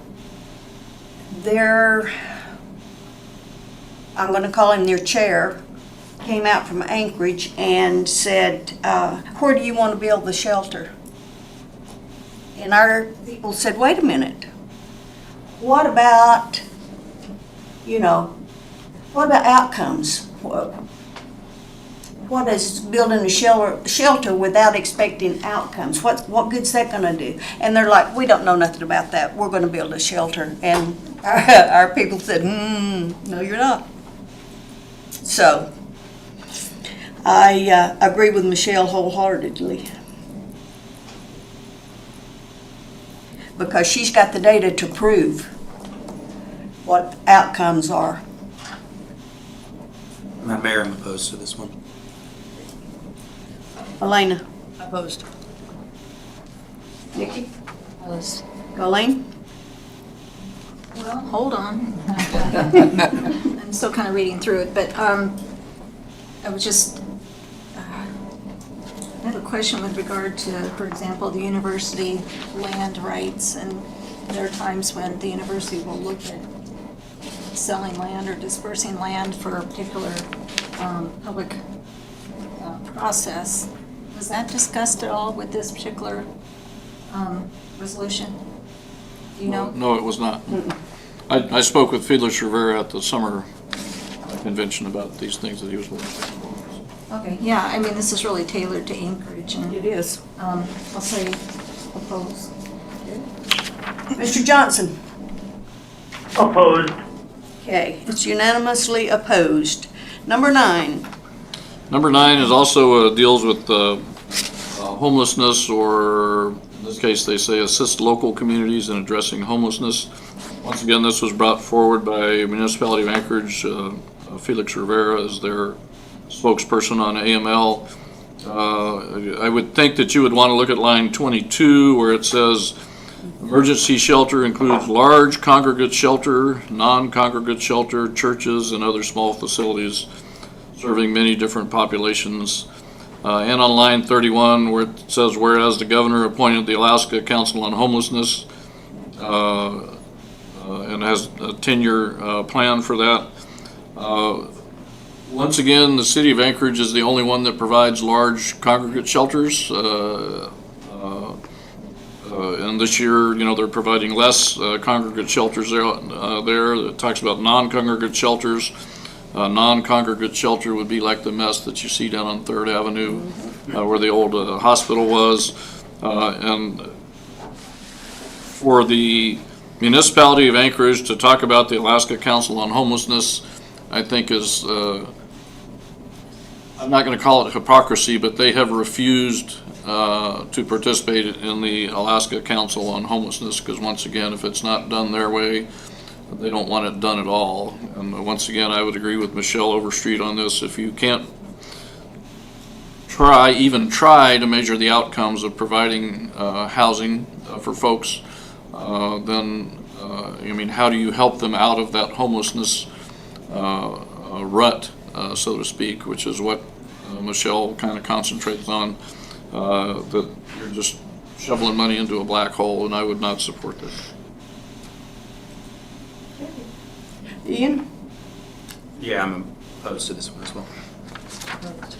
Okay. Nikki? Colleen? Mr. Johnson? I'm opposed. Thank you. Okay, moving on to number 10. Number 10 talks about a general obligation bond for infrastructure. Talks about the bipartisan infrastructure law, $1.2 trillion. That talks about the report card for America's infrastructure, showing that we're in bad shape. Further goes on to talk in Alaska about Alaska ports and harbors. And so they're talking about a general obligation bond with 51 bond packages being approved so far, worth $2.2 billion so far, and they're now asking the legislature to support a bond package which would appear on the November 5th 2024 ballot, it doesn't say what would be included on that or what would be excluded on that. So it's just saying that AML in your local government supports the idea of the state approving bond packages to move things forward, which would then, of course, affect the state budget as we go through. So on this one, I'm going to abstain on this one. You know, I mean, yes, we need it, but I don't want my grandkids paying for it. You know, I mean, we here in Wasilla have done a great job of limiting the use of bonds, and there are other ways to do things. I'm obviously not in Senator Wilson's chair. I don't know what the Finance Committee has to deal with. So I'm going to plead ignorance on this one and be neutral. Colleen? Yeah, thank you, Madam Mayor. Stu, does it say how much they would be looking at for this particular bond? How much? It does not, but it does say since statehood, $2.2 billion in bonds have been let, and the last bond project was for education infrastructure, which I believe was the UAA, or University of Alaska bond package. Well, I know different coastal projects. I mean, for example, the Port of Nome has been a big one that they continue to work on, and that's vitally important. But unless you have a true bond package in front of you, I'm going to oppose this.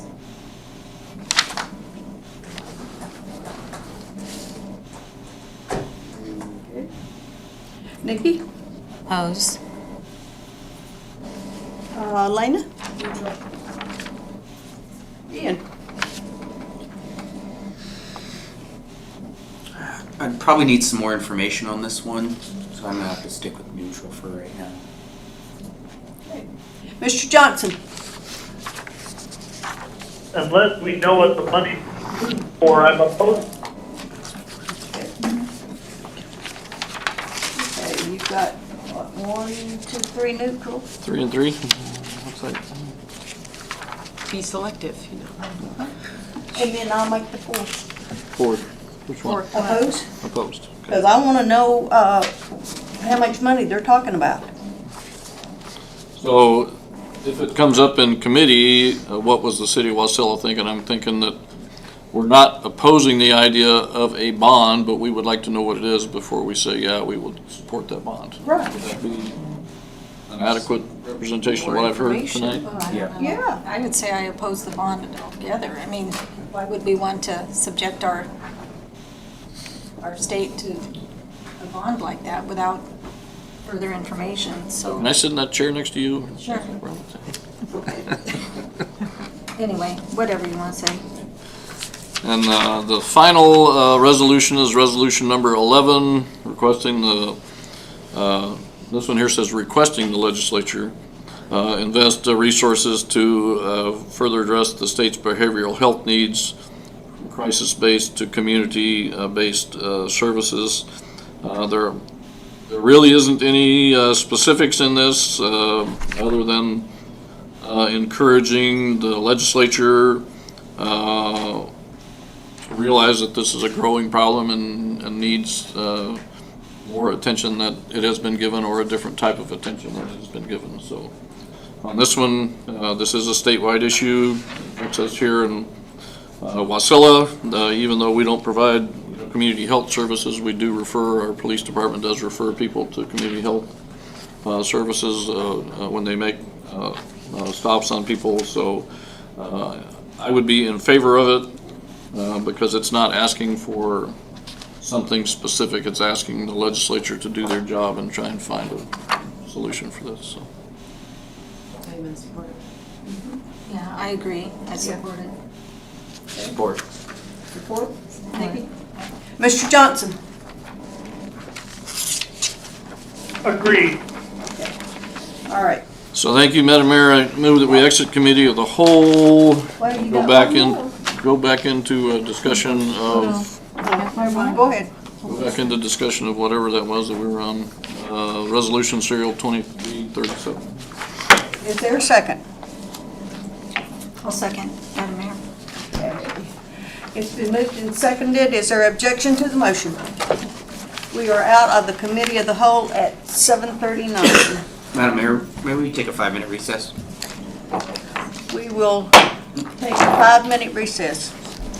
At 7:39, we'll be back at 7:45. No, 4. We are back on the record at 7:44.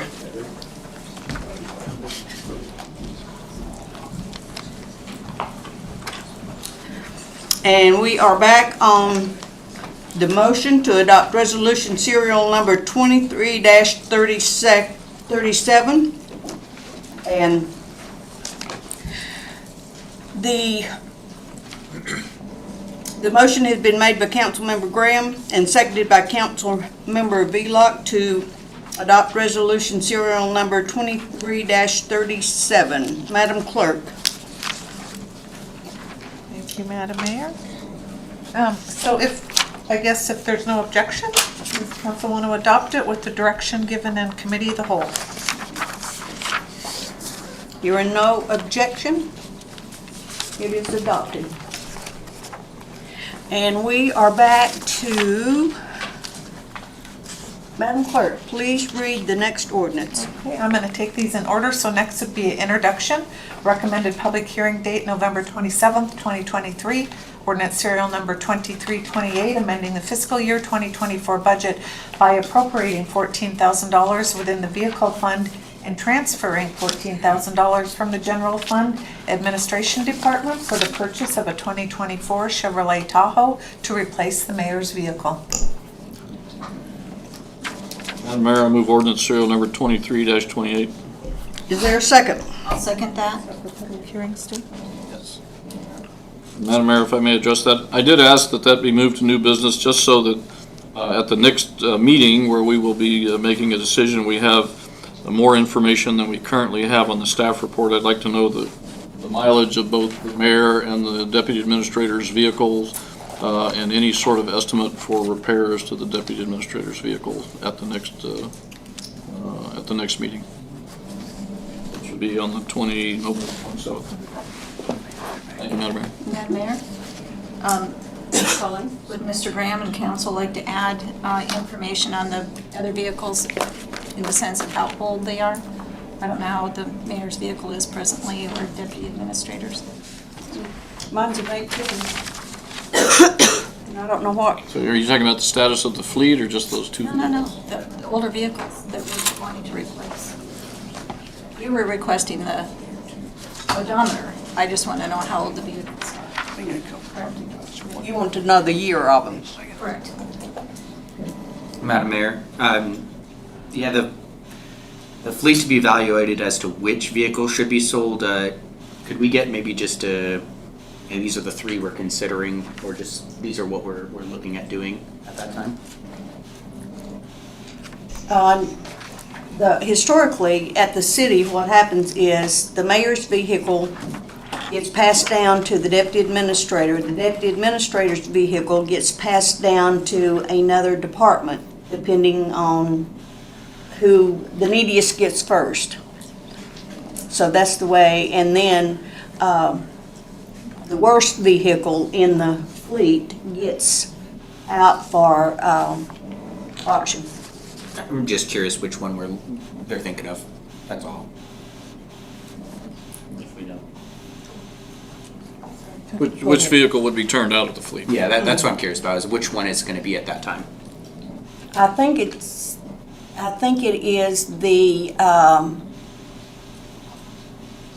museum's vehicle. I remember last time the discussion of your vehicle being replaced came up, that was the vehicle they were discussing at that time, so just curious which one it would be and what the cost we think we might get for it at that time.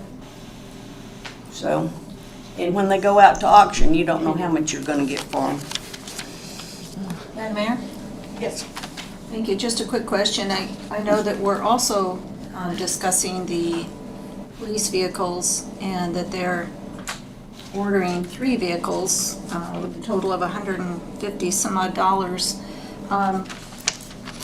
would it be prudent for the city to go ahead and order a fourth one in that, so you could have a vehicle instead of pulling off the lot, which is much more expensive?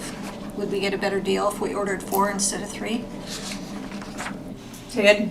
Madam Mayor and Jackie, correct me if I'm wrong, this one is being purchased through the state system too.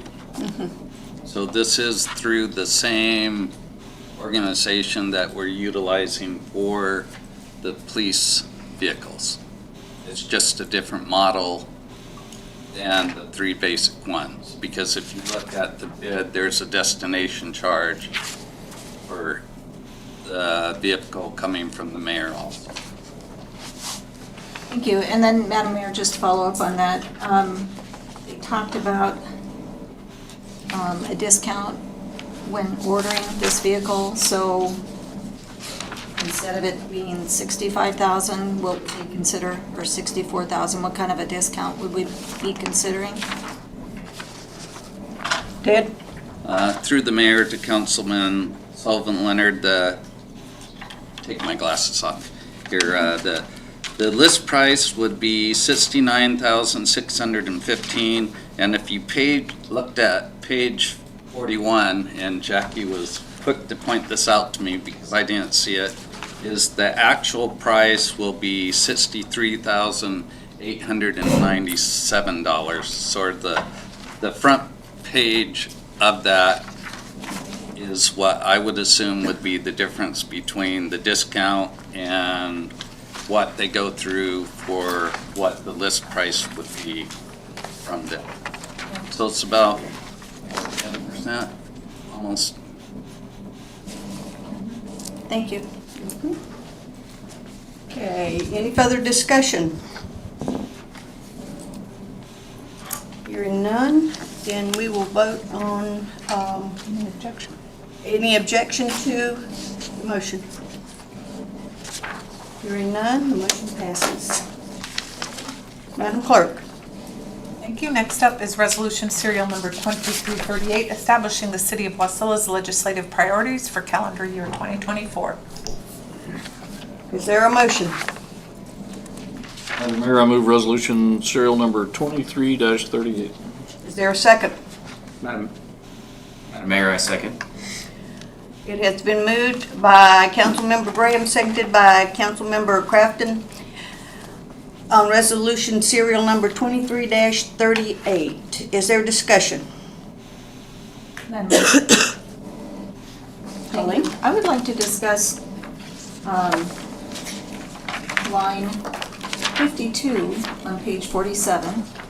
And where it discusses a request for $75,000 for retention and recruitment funding. I'd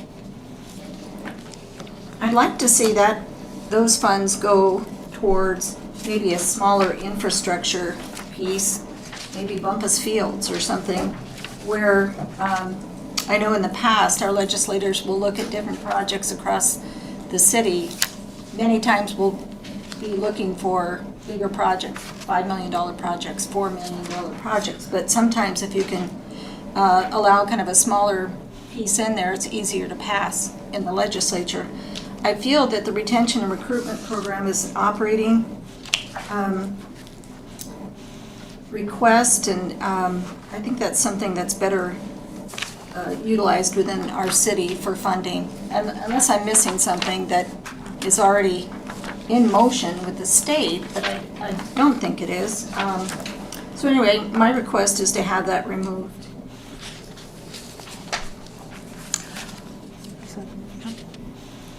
Is that a motion?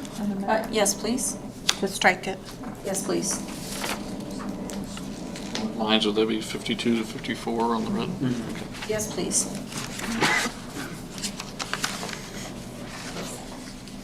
Do I have a second? I'll second that. Okay. Is there further discussion? Madam Mayor? Yes. So we have 3 resolutions before us, one for City of Wasilla's legislative priorities, another for legislative priorities and another for legislative priorities, state, federal, and then this one before us now doesn't really say what these legislative priorities are for. Is it, are we going to the state for this, or is the administration asking the council at this point to make some decisions about the budgeting process for next year? I'm not sure who are we asking, who are we asking for this? I mean, the 75,000 is the retention and recruitment program focused on strategically attracting and retaining employees based on compensation, benefits, and life-work balance measures. and that would be funded internally, or would that be funded by some external source, or, that's my question. Okay. Crystal. To the mayor, to Councilmember Graham, thank you for at least having this conversation start. I don't think it's a surprise that both the state is currently looking at their compensation, and this particular ask is that we as a city consider what can we do to recruit and retain our staff. We're looking at some ratios right now that are a little concerning, and they are lining up with other cities, and so this is a conversation. So this is a city priority. As you indicated, at the request of our lobbyist, we broke them down between the city and the federal and the state, because it's really difficult for them to bring them a list of 25 priorities that we have as a city, and they don't know if that's a federal ask or a state ask, or if it's something we're gonna fund ourselves. And so this is a city request of, as you recall, we did a survey maybe 2 or 3 years ago, but we compared ourselves to other cities. Now the competition seems to look, the landscape has changed. We're competing with a lot of nonprofits. We're competing with government, like school district and the medical facilities. So that has really, the workforce has changed, and so we put that in as a request for us to consider when we go into this next budget cycle. Madam Mayor? I apologize, I misunderstood. So this is very specific, City of Wasilla legislative priorities. This is what we're going to be looking at funding within our budget, whether it's capital or operating costs. Correct. And you'll see some of these programs we've had on there for a number of years, because they're pretty continual. Yeah, I apologize. I actually would like to rescind my request to have that removed. I think that should be in there, so anyway. Objection from the second. Thank you. Well, if you look at the city's workforce, you're going to see that we have people that within the next 5 years, we're going to lose our top senior workforce. They're retiring. And getting people to come in behind them, it's very difficult. Mr. Bell has had, looking for people to work, and he's raised the, what he's paying. Still is not getting any applicants. So this is something that we've got to address, because if we don't, in 3 to 5 years, who's going to run water and wastewater? Who's going to run the sewer? These people are retiring, and they have all of their knowledge right here. And so when they retire, that goes with them. We've already experienced that with 2. So this is something that you really, really need to consider, in my opinion. Mayor, I'd just like to add one other thing, and that is, we went back and looked at some data. Back in 2019, we had a 33% turnover. It went down to 26, it's up to 27, 28. That was before Tier 1 started retiring. You can talk to the state, you can talk to school districts, you can talk to local government. Tier 1 is starting to retire. Tier 1 do not discuss succession plans. We found that out in the first elementary class we went to. And so if we aren't going to talk about it, we better get out of some of these businesses that we committed to when they were in kindergarten. Mr. Graham? Madam Mayor, so I look at this, and based on the Deputy Administrator's comments, these are things that would be funded internally within the city wherever possible. And I see $16+ million of our $35 million budget, which, by the way, we still need to run water, wastewater, we still need to run the Menard Center, we still need to have a police department, and so on and so forth. I'm not sure where this is coming from and where it's leading to. So in that vein, I move to postpone resolution serial number 2328 to the meeting of 27 December so that we can have a kind of look at this and flesh it out a little bit. Of November? Of November. I'm sorry, did I say December? Yeah, you said My December. apologies. That's okay. There's 2338, right? You said 2338, yes, sir. Apparently I need more water. Okay, keep in mind, Senator Wilson said that they, Do we have a second? oh, I'm sorry. Oh, Madam Mayor, I'll second. Okay. Is there discussion? Madam Mayor? Pauline? Yeah, it's difficult because you do want to make sure that we're all well informed on the projects that we're moving on and moving forward. But a lot of these projects are ongoing, things that Parks and Rec and Menard Center has been working on pretty continuously. So I really don't want to have to wait till the 27th. So I'm not gonna support this. Other discussion? Madam Mayor, is there a way we could add, I mean, part of my thought too is all three of these resolutions, 38, 39, 40, kind of flow into each other a little bit. Is there a way we could maybe on the 27th have a committee of the whole as kind of all three of them together? That way we could allow a little bit more of a free-flowing discussion and not feel like we're specifically talking about one in case it butts up against something else or we need to move one to something else. Is that a motion? Oh, we have a motion on the table, I believe. Pardon me. Madam Mayor? So Yes. as your parliamentarian, that's out of order because the motion to adopt the two resolutions isn't even on the table. Right now, what we're dealing with is the motion to postpone 2338, that particular resolution. Now, what you could do is once we dispense of this motion, if you want to take the other two in one to adopt, and then you could postpone them as a duo, or we just do them one at a time is probably simpler. Well, keep in mind, the governor's budget comes out the 15th of December. And the federal people, I seen Senator Sullivan Saturday, and he wanted to know if our priorities, if we had them to him. And so Mayor? you can't just keep kicking the can down the road, because we got to get in gear, or else we're going to be 35th in line of 35 people, and we want to be at least in the first 5. Deputy Administrator.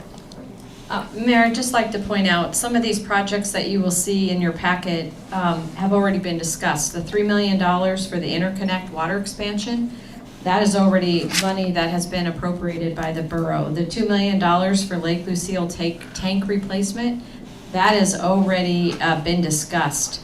The pavement preservation, so these are not new.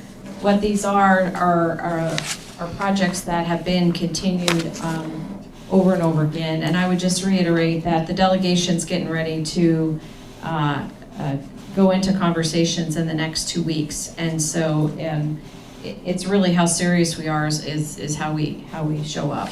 And so this is not brand new material. If you read your packet, you would see a lot of this has already been appropriated. Mr. Gray? And if indeed this is money that has been appropriated, why then are we talking about it as a legislative priority? It's money that's out there. It's money that we're working on plans, specific plans on how to accomplish the tank replacement and so on and so forth. To me, this looks like we're asking for money, which we're not really doing. Some of this is money that we've already asked for and already been given, and some of it is money that we have already appropriated from city funds going forward. I'm just really uncomfortable with this, and I find it kind of, offensive, actually, for the mayor to say that we're kicking the can down the road when this is the first time it's been brought before us. There's been no discussion of this at all. Maybe that was a bad analogy, but. Yeah, it may be, but I'm saying the city council, is here to discuss these things and to move forward with the administration, not in opposition to the administration or at the will of the administration. But yeah, without really talking about these things, I don't see this as a bad thing, and I don't see a problem with sending this to Senator Sullivan or Senator Murkowski and saying this is what we're working on, as long as we don't say this is what we've decided on. I mean, that's they Set you up with them. they speak political ease, and we can speak political ease back to them. So, I don't see us being in a bad position, but I hate to see us making minimally informed decisions. Madam Mayor? Elaine? Anything that we pass here that goes to our delegation, whether state or federal, should have the approval of council, and of course that's what we want to achieve. If council does deem that the next meeting is more prudent to have a chance to look at some of these projects again, get additional information for the backup of these projects. The challenge I have is, I agree with these projects, but honestly, I would have to get my budget book out and go through all the CIP lists to try to match every piece up. Where are we at? What have we paid for? What has the state paid for? What has the federal government paid for? What are we requesting now to either finish that project or continue it to move forward? So I'm one of those that I like more information instead of a small 3-sentence paragraph. And so if council agrees that the next meeting is prudent for us to get this information in order to get our requests moving forward, then I'm changing my mind and I'm going to support that. So I would agree with you, Colleen. I feel like there's, just with Stu too, I just feel like a lot of these projects, obviously we are all aware that they're in transit. And I just feel like, what are we asking for? If someone wants to do that homework that you said, and just hand us the spreadsheet, it'd be ideal. And we won't all have to go to the Bible and do it, but I'm game for it, so whatever works. But more information would be awesome.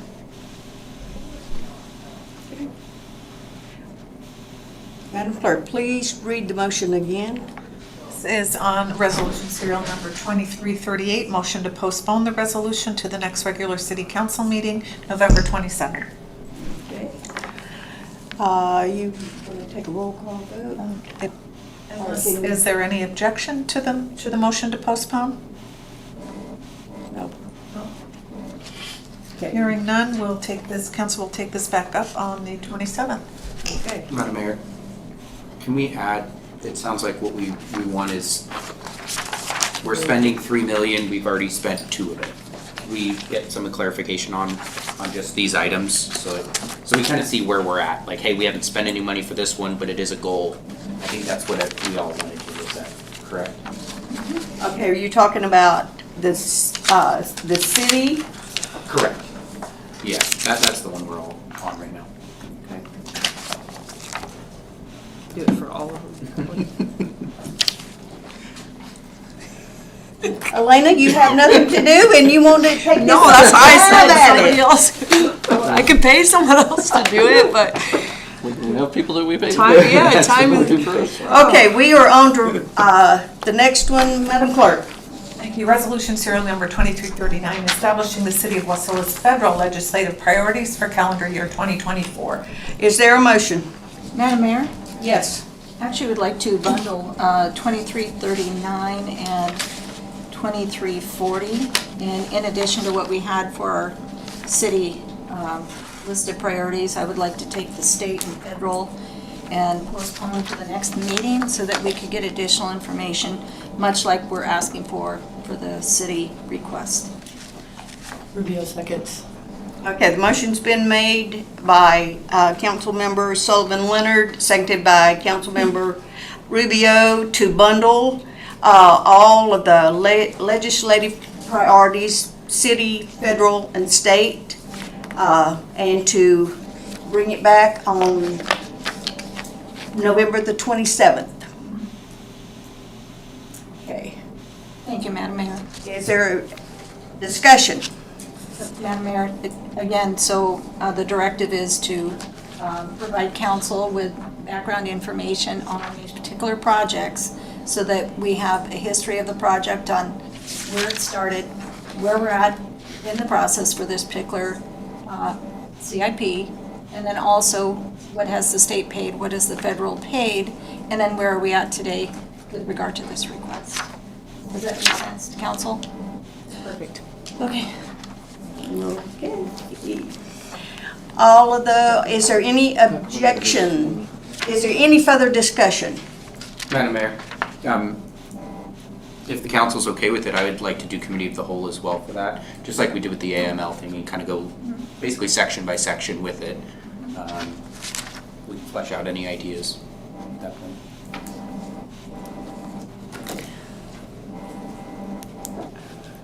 Any further discussion? Hearing none, is there objection to the motion? Hearing none, the motion passes. If Madam Mayor, through the chair to the body, the minutes will reflect a motion by Sullivan Leonard, seconded by Elena Rubio, first to adopt and then to postpone. Right. Okay, and the next, is it the AM? Yes. Next is AM number 2356, contract award to Swickard Alaska 2 LLC in the amount of $156,210 for the purchase of 3 2024 Chevrolet Tahoe police package vehicles. Okay, is there a motion? Madam Mayor, I move AM number 2356. Is there a second? Madam Mayor, a second. The motion has been made by Councilmember Graham, seconded by Councilmember Crafton on AM number 2356. Is there a discussion? Mr. Graham? Thank you, Madam Mayor.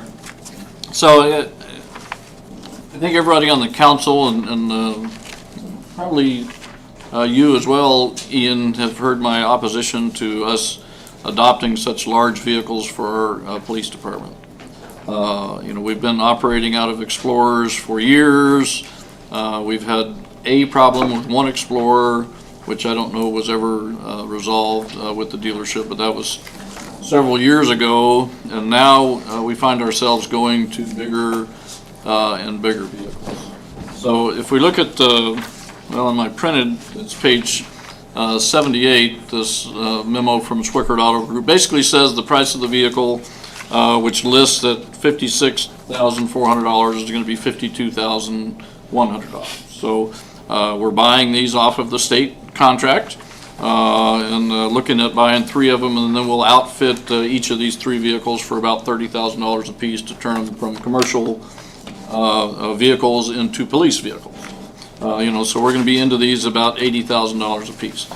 I talked with Kendall Ford, and they said, yeah, that's a fair price. That's about what you would pay for Explorers, probably within $1,000 what you would pay for an Explorer. So it's not like the state negotiated a bad deal or anything like that.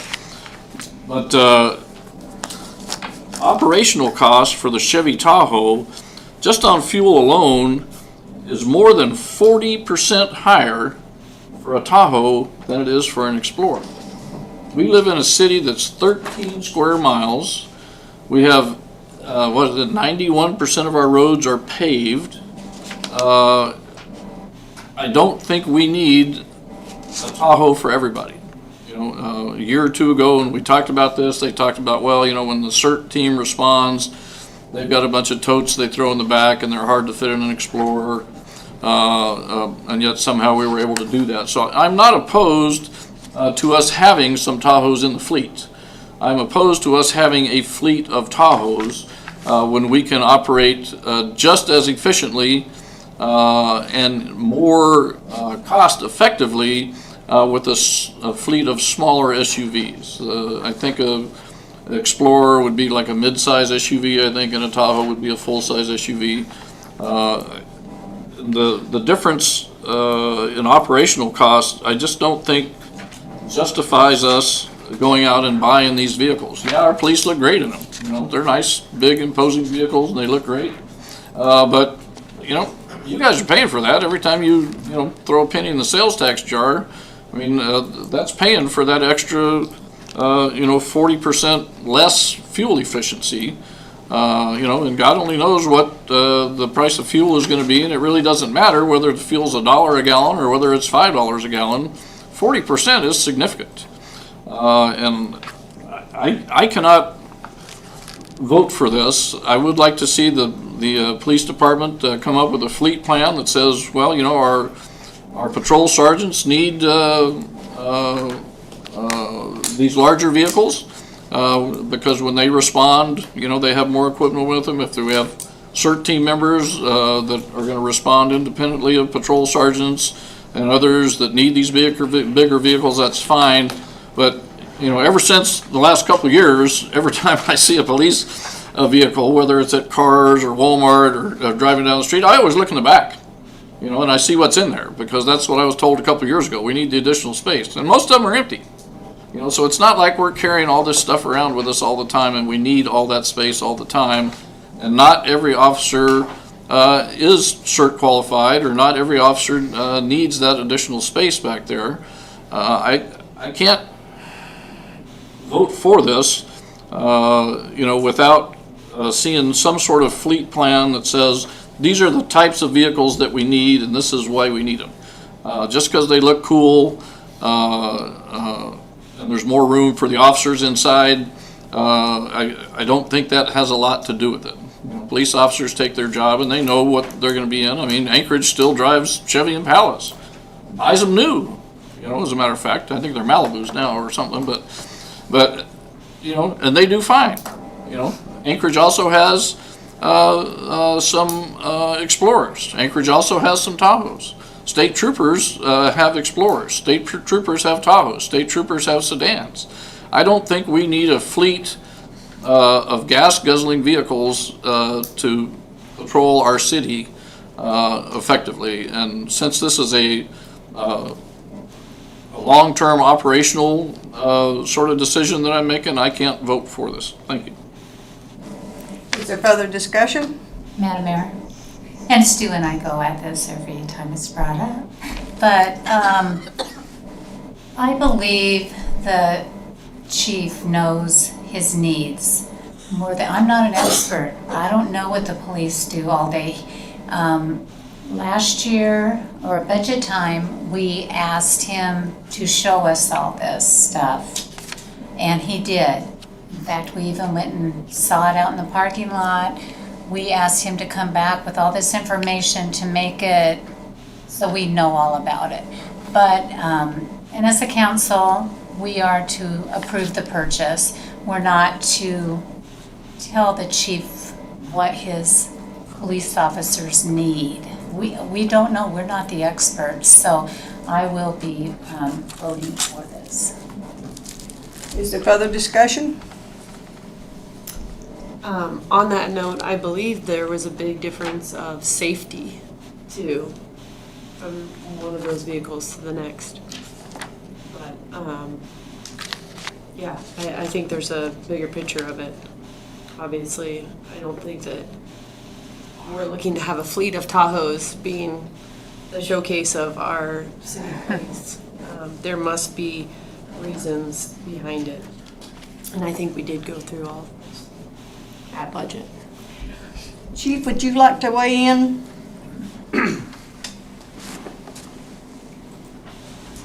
Madam Mayor, I believe that they simply better serve our needs. You don't need necessarily a one-size fall.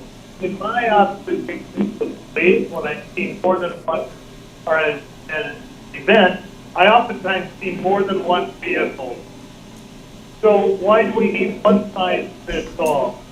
Why can't we save money of operating funds here? And I think this is an opportunity.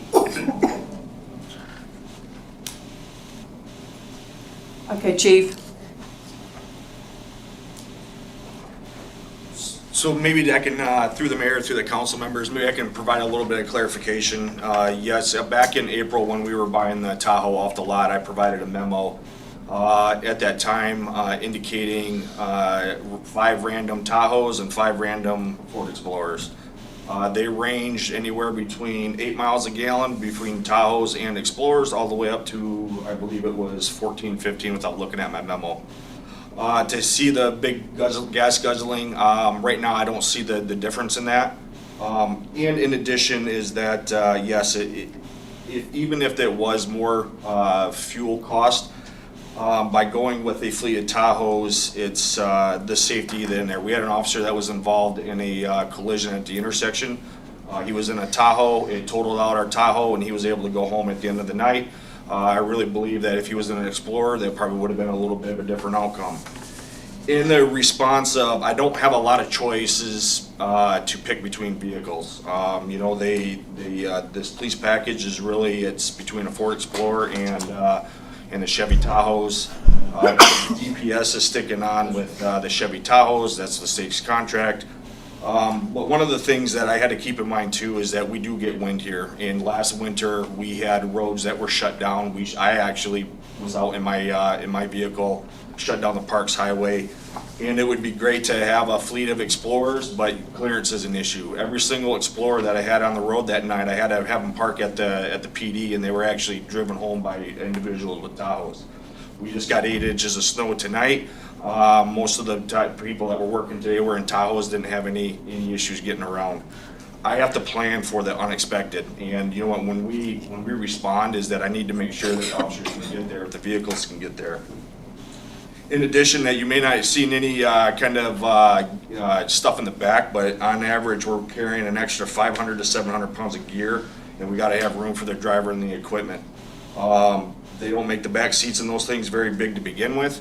And then on top of going with the Explorers, we're having an issue with the outfitting. Ford does not provide a fully outfitting option. And currently the delays that we're kind of seeing with the other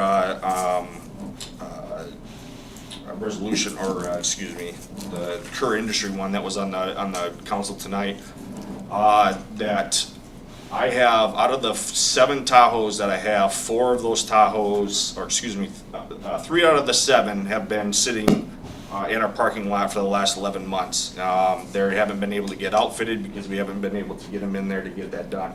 The one that I come back in April for the one that we purchased off the lot, that's been sitting for 6 months. So in all, 4 out of the 7, I've been losing 3 of them. I lost 1 year warranty on that vehicle since that starts with the date of delivery. Yeah, now with the Tahoes is that where they get built at is right across the street from Kerr Industries. When they show up, the only thing that we got to do is to slap the decals on it, and the warranty starts from the time of delivery. And then they're on the road to kind of get some of these higher Explorers or these higher vehicles in general that we're putting a lot of maintenance into that because of the wear and tear. You know, we have had issues with the reliability issues with Explorers. I had set up my mechanic to do to do the Tahoes. I bought him diagnostics tools so we can kind of do the work that's when it's outside of warranty. In addition is that he is also a warranty repair person for Kerr. So if there's any kind of work that needs to be done on this, our shop mechanic can take care of these warranty issues where we don't have to wait for 3 or 4 weeks over at a dealer. DPS, like I said, DPS is still sticking with the Tahoes, and from the mechanics, it saves the whole fleet by being one manufacturer because of the tooling, parts and fluids, and the training, etc. So there's a little bit more beyond it by just the gas guzzling perception. There's a lot of things that I'm trying to do in the back end of things to reduce those costs. Other discussion? Madam Mayor. To the police chief, what's the time frame to get all of these fully outfitted? Because I understand we're having troubles getting the other ones from Kerr, and it kind of falls into the other one here. What's the time frame we're looking at with these ones now? We currently don't have any vehicles going through Kerr. Right now, it's all through a local vendor. And right now, like I said, they've had one for quite a while now, and this is their third one that they're working on.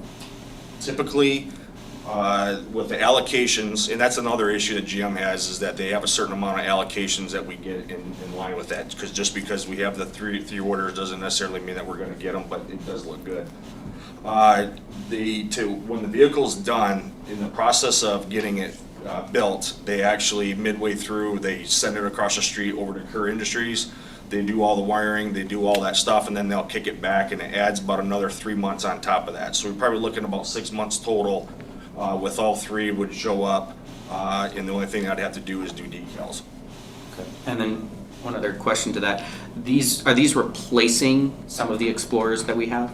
It would be replacing, yes, 3 Explorers. 3 Explorers. And a follow up to that one. Sorry, last one is what's the plan with those Explorers? Are we planning on surplusing them, auctioning them off? Mr. Graham? Thank you. So just to kind of set the record straight, the accident that one of our troopers had while proceeding code 3 through an intersection, if you look at that vehicle that was hit, the Tahoe that was hit, the front clip essentially was knocked off the vehicle. The outcome to the driver would have probably been the same if he was driving a Volkswagen.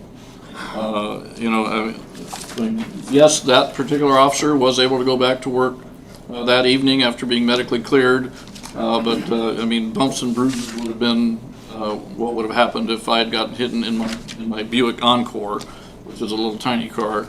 Would have been about the same because of the nature of the collision. So I don't see additional safety being part of it. They're both rated the same by NHTSA, the National Highway Traffic Safety folks. They're both rated the same on accident survivability and go around there. As far as ground clearance goes, I agree with the chief. It's nice to have that additional ground clearance.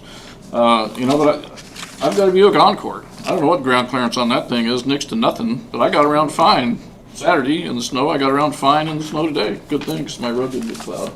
We won't mention that. But, it is nice to have, but do we want to incur operational costs that are so much higher just to be able to cover one event? And if we've got a mixed fleet, like you said, some of the Explorers were parked and the Tahoe drivers gave them a ride home at the end of the day. But I don't know. I know we're flush with money right now in the city. There's no secret about that. The city of Wasilla is doing well. But I hate to see us I can agree that it's going to be a lot easier to deal with one vehicle than to deal with several different types of vehicles, but I hate to see us incur these higher operational costs when we know none of those costs are going down. None of the costs in the police department are ever going to go down. So I still am opposed to having a fleet of just one type of vehicle. Okay, you guys ready to vote? Madam Clerk? Councilmember Graham. No. Councilmember Johnson. No. Councilmember Crafton. Yes. Councilmember Velock. Yes. Councilmember Rubio. Yes. Councilmember Sullivan Leonard. Yes. Madam Mayor, the motion to adopt AM number 2356 passes with Councilmember Sullivan Leonard, Crafton, Velock, and Rubio in support, Graham and Johnson opposed. Okay. We are moving on to communications. Madam Clerk, please read the items under communications by title. Thank you. First is item number 2321, informing the council of the appointment of Councilmember Alina R. Rubio as Deputy Mayor effective November 13th, 2023. Item number 2322, monthly financial reports for the period ending September 30th, 2023, to include the month-to-date expenditure report, disbursements greater than $10,000, investment report, quarterly report of businesses receiving a penalty waiver for sales tax, and the auditor's report. Lastly, IM number 2323, report of contract conclusion on Spruce Avenue Well House standby well upgrades. Okay.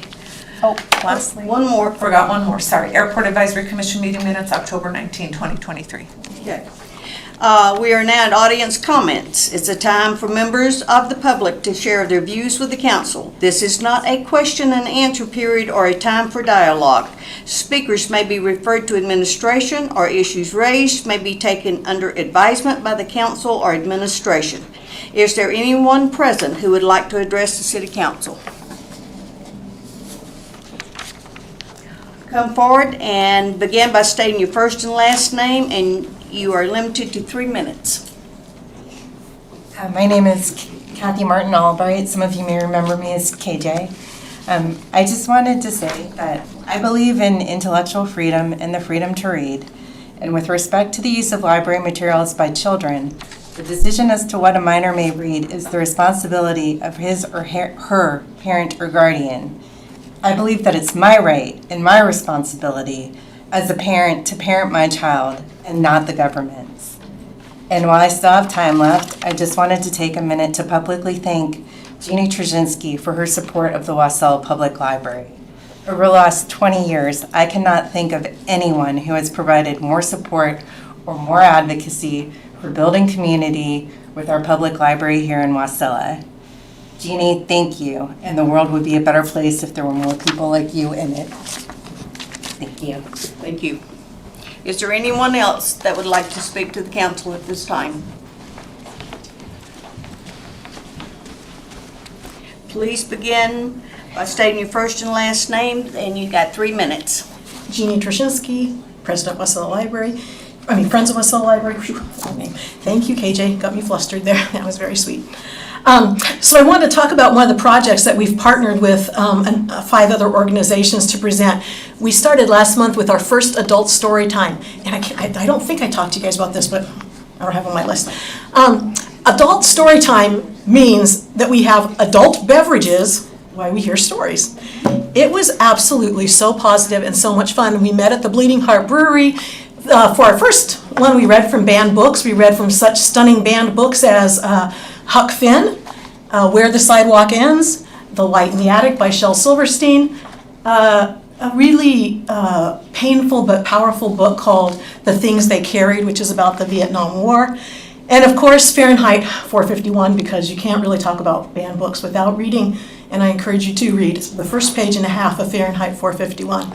Our next adult storytime at Bleeding Heart Brewery in Palmer will be a wintry theme. We'll be reading such stunning things as The Cremation of Sam McGee, To Build a Fire by Jack London, something from The Snow Child by Eowyn Ivey.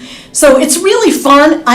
It's so great to have people in the community together that support and love reading, and it was just so, I really encourage everybody to come. We ended up with 45 people. We didn't know if 5 people were coming or 20 people were coming, but we had 45 people, and it was a really awesome experience. So thanks to everybody that loves reading, and Jamie, I'm going to give you some of these so you can pass them along, and thank you very much. Is there anyone else? We get a second bite of the apple? I'm sorry? We get a second bite of the apple? Okay. Yes. Please begin by stating your first and last names. You have 3 minutes. Yeah, my name's Mike Coons. What the community, myself, Jackie, many others that have spoken, we are not calling for a ban. This use, one of the things that I've been learning here for the last several years is that the far left loves to use language the way they want it to be used. We're not asking for a banning. We're asking that these books that are pornographic in nature, that are moved out of the children's section, the up to 16, and moved to adult. That's it. If an adult wants to read that, fine. When I was a young kid, I could get a Playboy magazine if I knew my buddy's dad had it, but I couldn't legally buy it. When I turned 18, I could get anything else. I could buy whatever I wanted. That was my choice to read, smut. And over the years, as I got older and smarter, didn't do it anymore. But this is boiling down to this is not a ban. All this is, we're trying to get this out of the hands and keeping it out of the hands of children that are by law under age 16 are not supposed to be subjected to that. If I turn around and get a Hustler magazine and give it to a 15-year-old kid, I'm potentially in the Hooskow. That's bottom line. So that's all we're trying to do. So let's get out of this, this language that the far left wants to continue using, and it's wrong and it's a lie. And I'm not going to use misinformation. It's a flat out lie. The request had been to move out of the children's section to adult only, and then let the adults do what they want to do. Thank you. Is there anyone else? Please begin by stating your first and last name, and you have 3 minutes. My name is Jackie Goforth. Thank you once again for giving me this opportunity to speak with you. I have loved books since I first started reading my first day of first grade. I was reading Dick and Jane, and the words spoke to me. And since I was such a busy kid, nobody else really would, nor would they listen. But books were there for me, and I was such an avid reader that I could tell you the contents of the cleanser. I could tell you what was in my cereals. If there was something there with words on it, I was reading. I read the World Book Encyclopedias in 8th grade. Now I have to admit to you, A to Z, I have to admit to you that I skipped a lot, because I can't stand science and physics and mathematics, and I could care less about land masses, but boy, biographies, I ate them up. In fact, I was so addicted to reading, I started the dictionary. Do you have any idea how boring A is? Okay, I got to page 5 before I finally gave that up. Reading has always been my addiction, and I loved it. And I didn't realize that once I started writing, I would lose the love of reading. Because 3 things happen to you when you start writing. It took me 22 years to get published. 22 years of rejections. Do you know I had rejections that told me to please quit putting paper through the torture of my words? Do you know I had rejections that said, we all admit you have talent, but with your butchery of the English language, it's impossible to spot? Do you know what it takes to go for 22 years through stuff like that? Because I loved books and I loved writing, but what happened was I could no longer read. Because the moment you start reading, 3 things happen. Number 1, the book is so fantastic that it makes you wonder why on earth you're trying to compete. Why are you writing when people this good are out there? Margaret Mitchell. I spent 12 hours reading Gone with the Wind just to sob all day because it's a horrible ending. Okay, but she is so fantastic that if I read that, I couldn't write. It kicked me off writing for a week. Then there's number 2. This book is average. I write average. I think I'm okay. Why am I reading that when I should be writing mine? She got published because she wrote. I'm not getting published if I don't write. So I wouldn't read those. And then there's the other kind where you go, I can't believe this got published. They're the wall bangers. I can't believe this got published. And that's why I started writing, is because my husband at the time said, I threw a book at the wall and said, I can't believe this got published. I can write better than that. He said, then fine, prove it. Fine, I did. And I have 58 works out now. And I could have more, except this is so important to me. When I realized what was getting in the hands of children, it appalled me. It started a fire in me that they would put material like this, material about fellatio when you're on your period. Do you have any idea how vile and disgusting that is in this book? Seriously, there is stuff in this book that children would a child who's 14 reading that think that's normal? That that's what people do? That's the reason I want that in the adult section. Seriously, people. Thank you. Is there anyone else that would like to speak to the council at this time? Senator Wilson. Please begin by stating your first and last name. You got 3 minutes. David Wilson, city resident. I'll give another opportunity for a politician for a microphone. They're going to come up and say, yay. I just want to comment upon, your AML resolutions.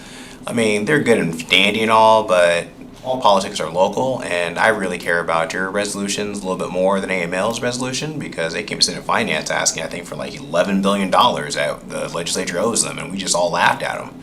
I mean, it was a very comical ask. And so I know that we will work well together as a delegation again to work on whatever the needs are. You know, Palmer had the need for the library. We came together. We all agreed that Inkster Bogard was the road project that we wanted to make sure was our priority. When Sullivan Leonard was on there, it was KGB, and we all worked together, and she made sure that that money stayed in there when we put it in the Senate, that it stayed there, and we got the funding to make sure. So we try to do well, and so I just urge, the sooner we know your resolutions, the sooner we can start working on a game plan with other legislators, because those talks are happening months ago.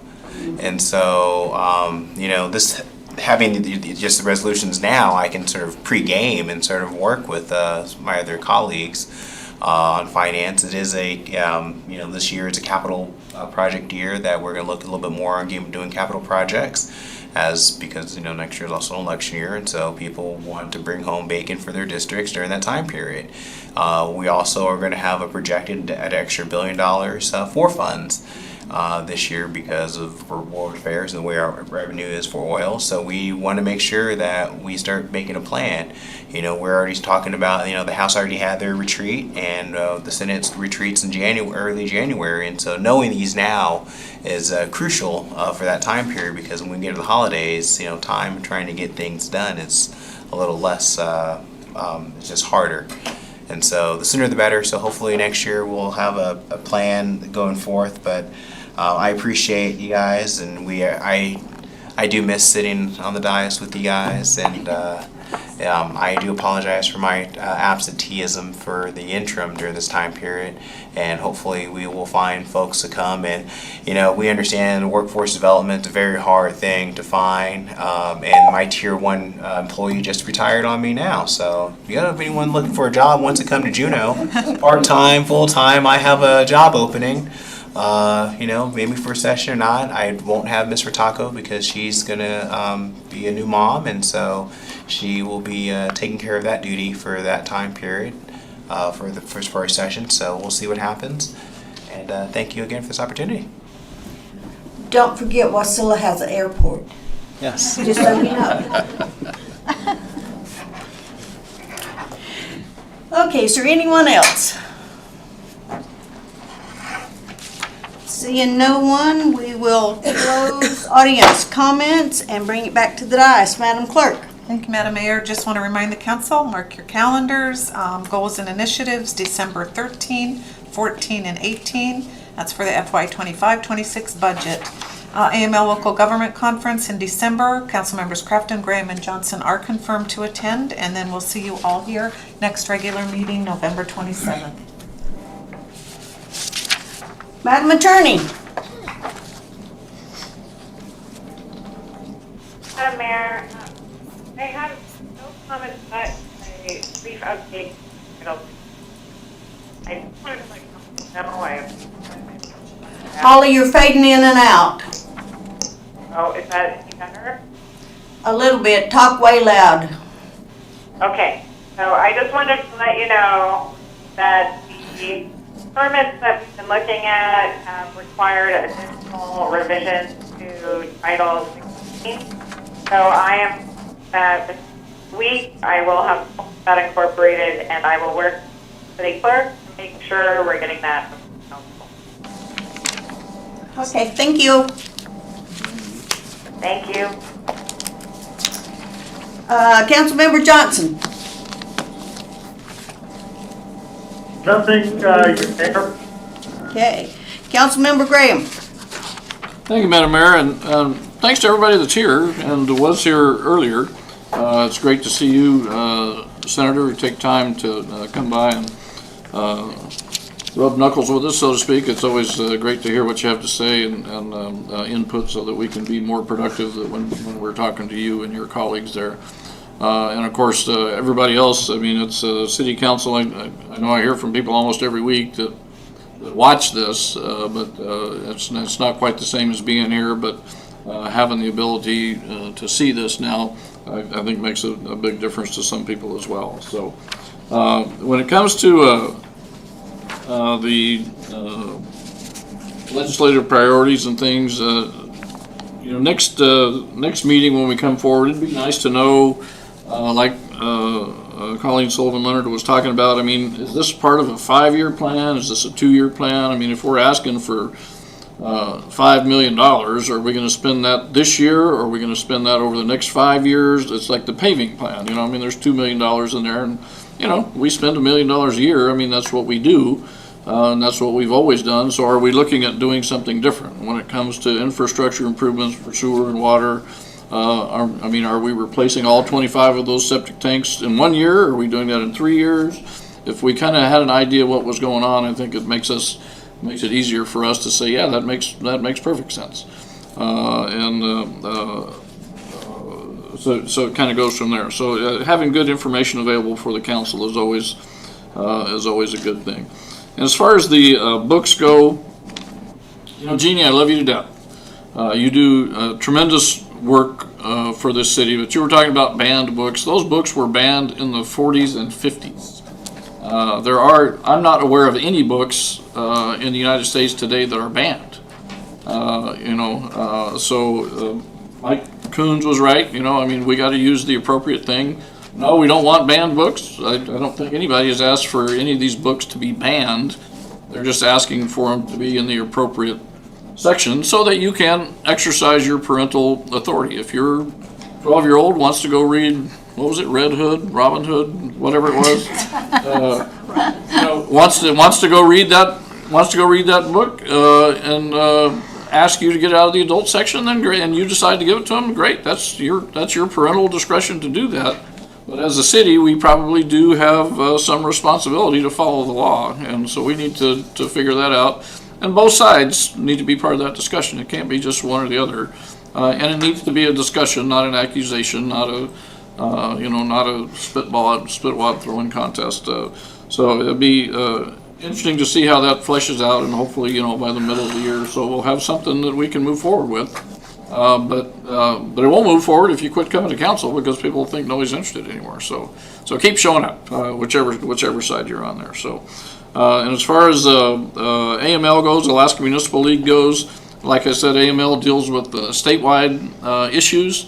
So we don't deal with local issues, like street lights and paving and that sort of stuff, police forces, that sort of thing. We don't deal with that. We deal with statewide issues. And not everything that AML says the city of Wasilla agrees with, so that's why I had this put on the agenda today, so we could talk about that, so that our representatives and our citizens can know what we think is important when it comes to Alaska Municipal League and what they're putting forward. And of course, I've been on the AML board for many years, and you're certainly welcome to contact me at any time with any concerns, as you are, and many of you frequently do, for concerns just on city matters as well. So great meeting, long meeting, but it was worth the time. Thank you. Colleen Sullivan Leonard. Thank you, Madam Mayor.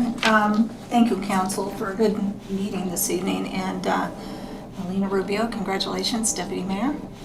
Appreciate you stepping up in that role. And I thank you, Nikki, for being the Deputy Mayor for several years, right?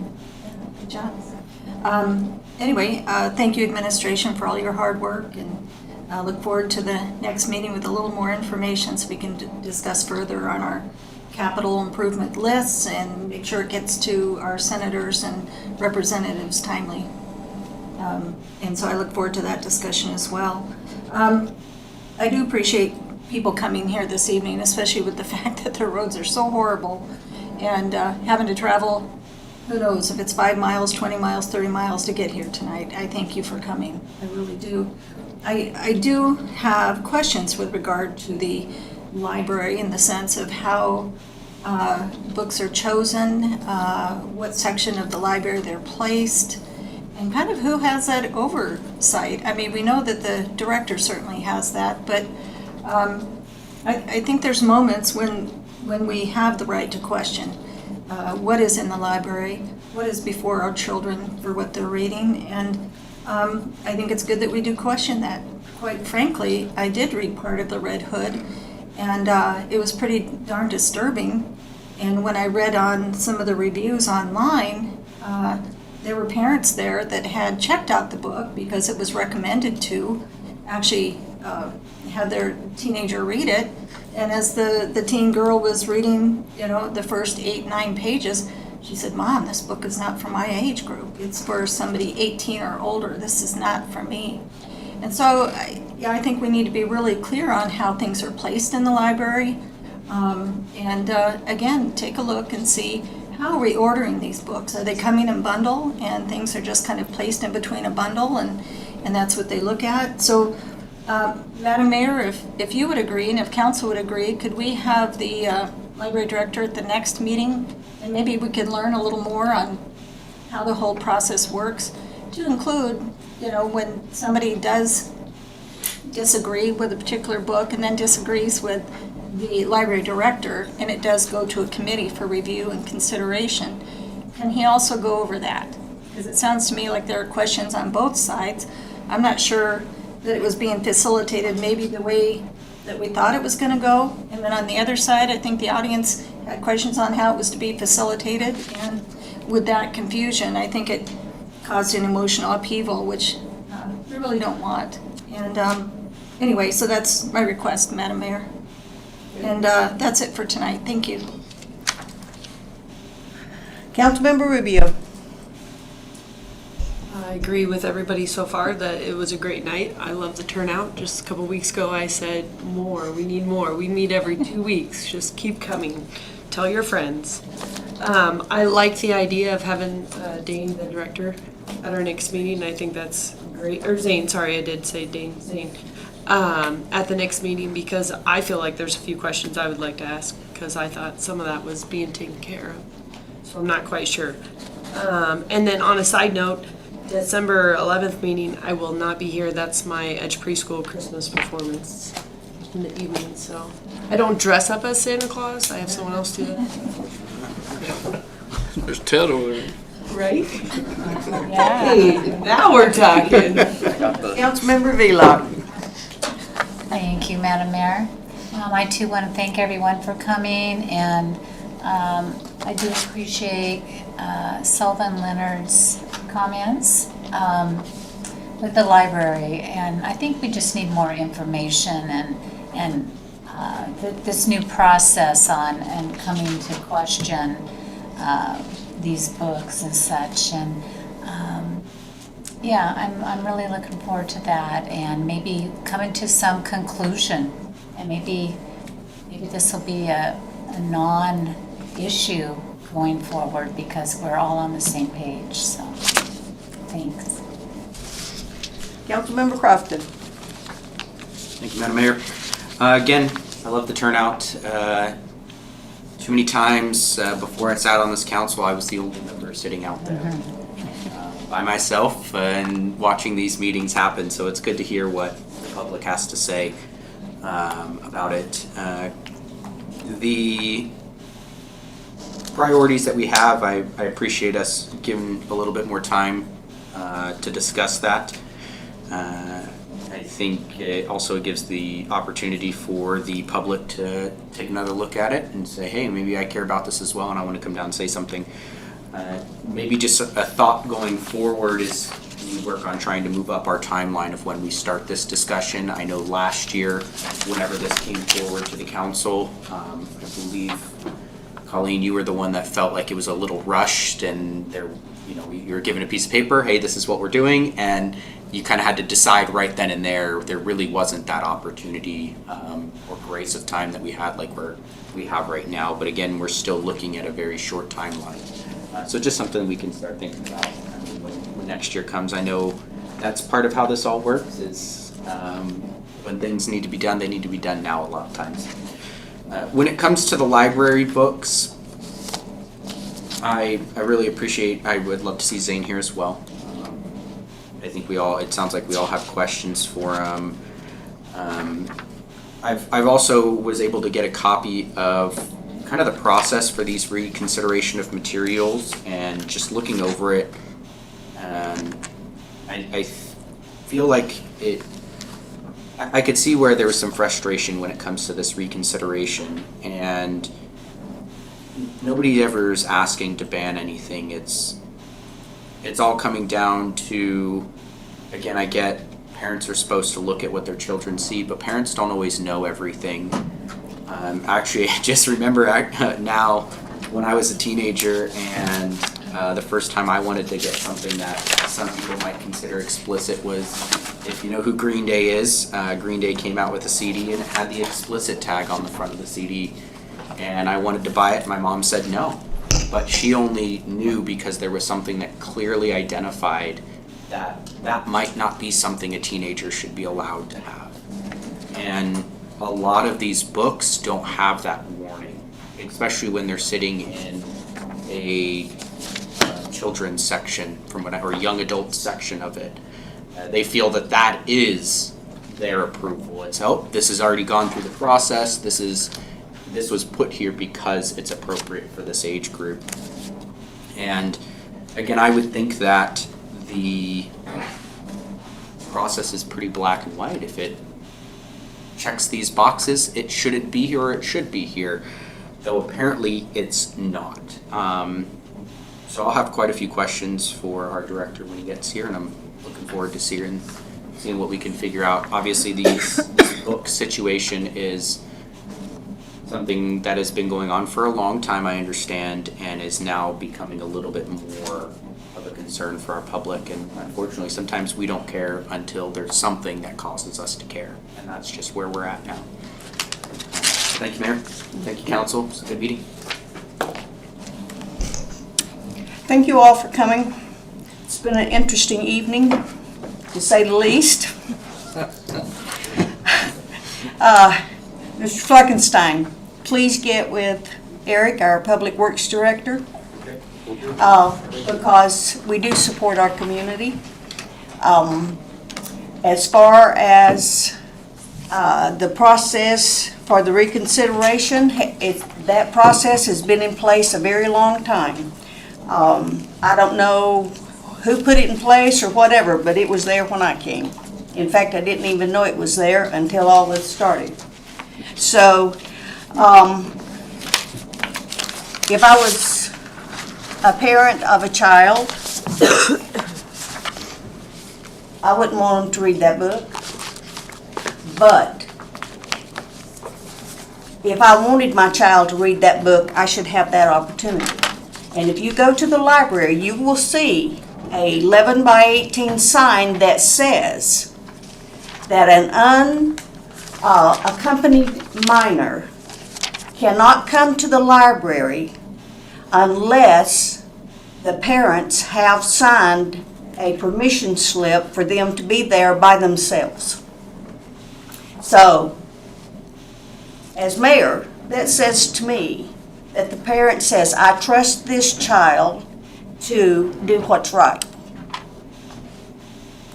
And, you know, you can't just, we're not in the old days. You can't go up to a child and say, well, you can't do this. I mean, if you go up and touch a child now, they're like, oh, what are you doing to him? So, with what we've got over there to try to safeguard these kids, I think we've done a great job. Let the parents come with the child. We've got to get back to parenting these kids. They didn't hatch out of an egg. So, we've got to, and that part of that is going to the library with them. If you can't trust your kid, why they got the cell phone? What are they gonna see on that cell phone? Is the next thing you're gonna try to do is take the cell phone, or, it's like a snowball started downhill, and it will just keep growing and growing and growing. And like I said, if my child was that age, no, I would not want my child to read that book. But that is my call, that is my responsibility. Jackie, it's not your responsibility what my child's gonna read. Mike, it's not your responsibility what my child is gonna read. It's mine. And it's not my responsibility to tell Ian what his kid can and can't read. So, where does it end? So, with nothing else to come. Oh, Mr. Johnson, I'm so sorry, I forgot you. Did I already call on you? I thought I called on you. Wake up, Tim. You got me. Okay, thank you, sir. Anyway, thank you all for coming. And, we're always open for discussion. So, we are adjourned at 9:00. Jim Johnson. I've left. Madam Mayor.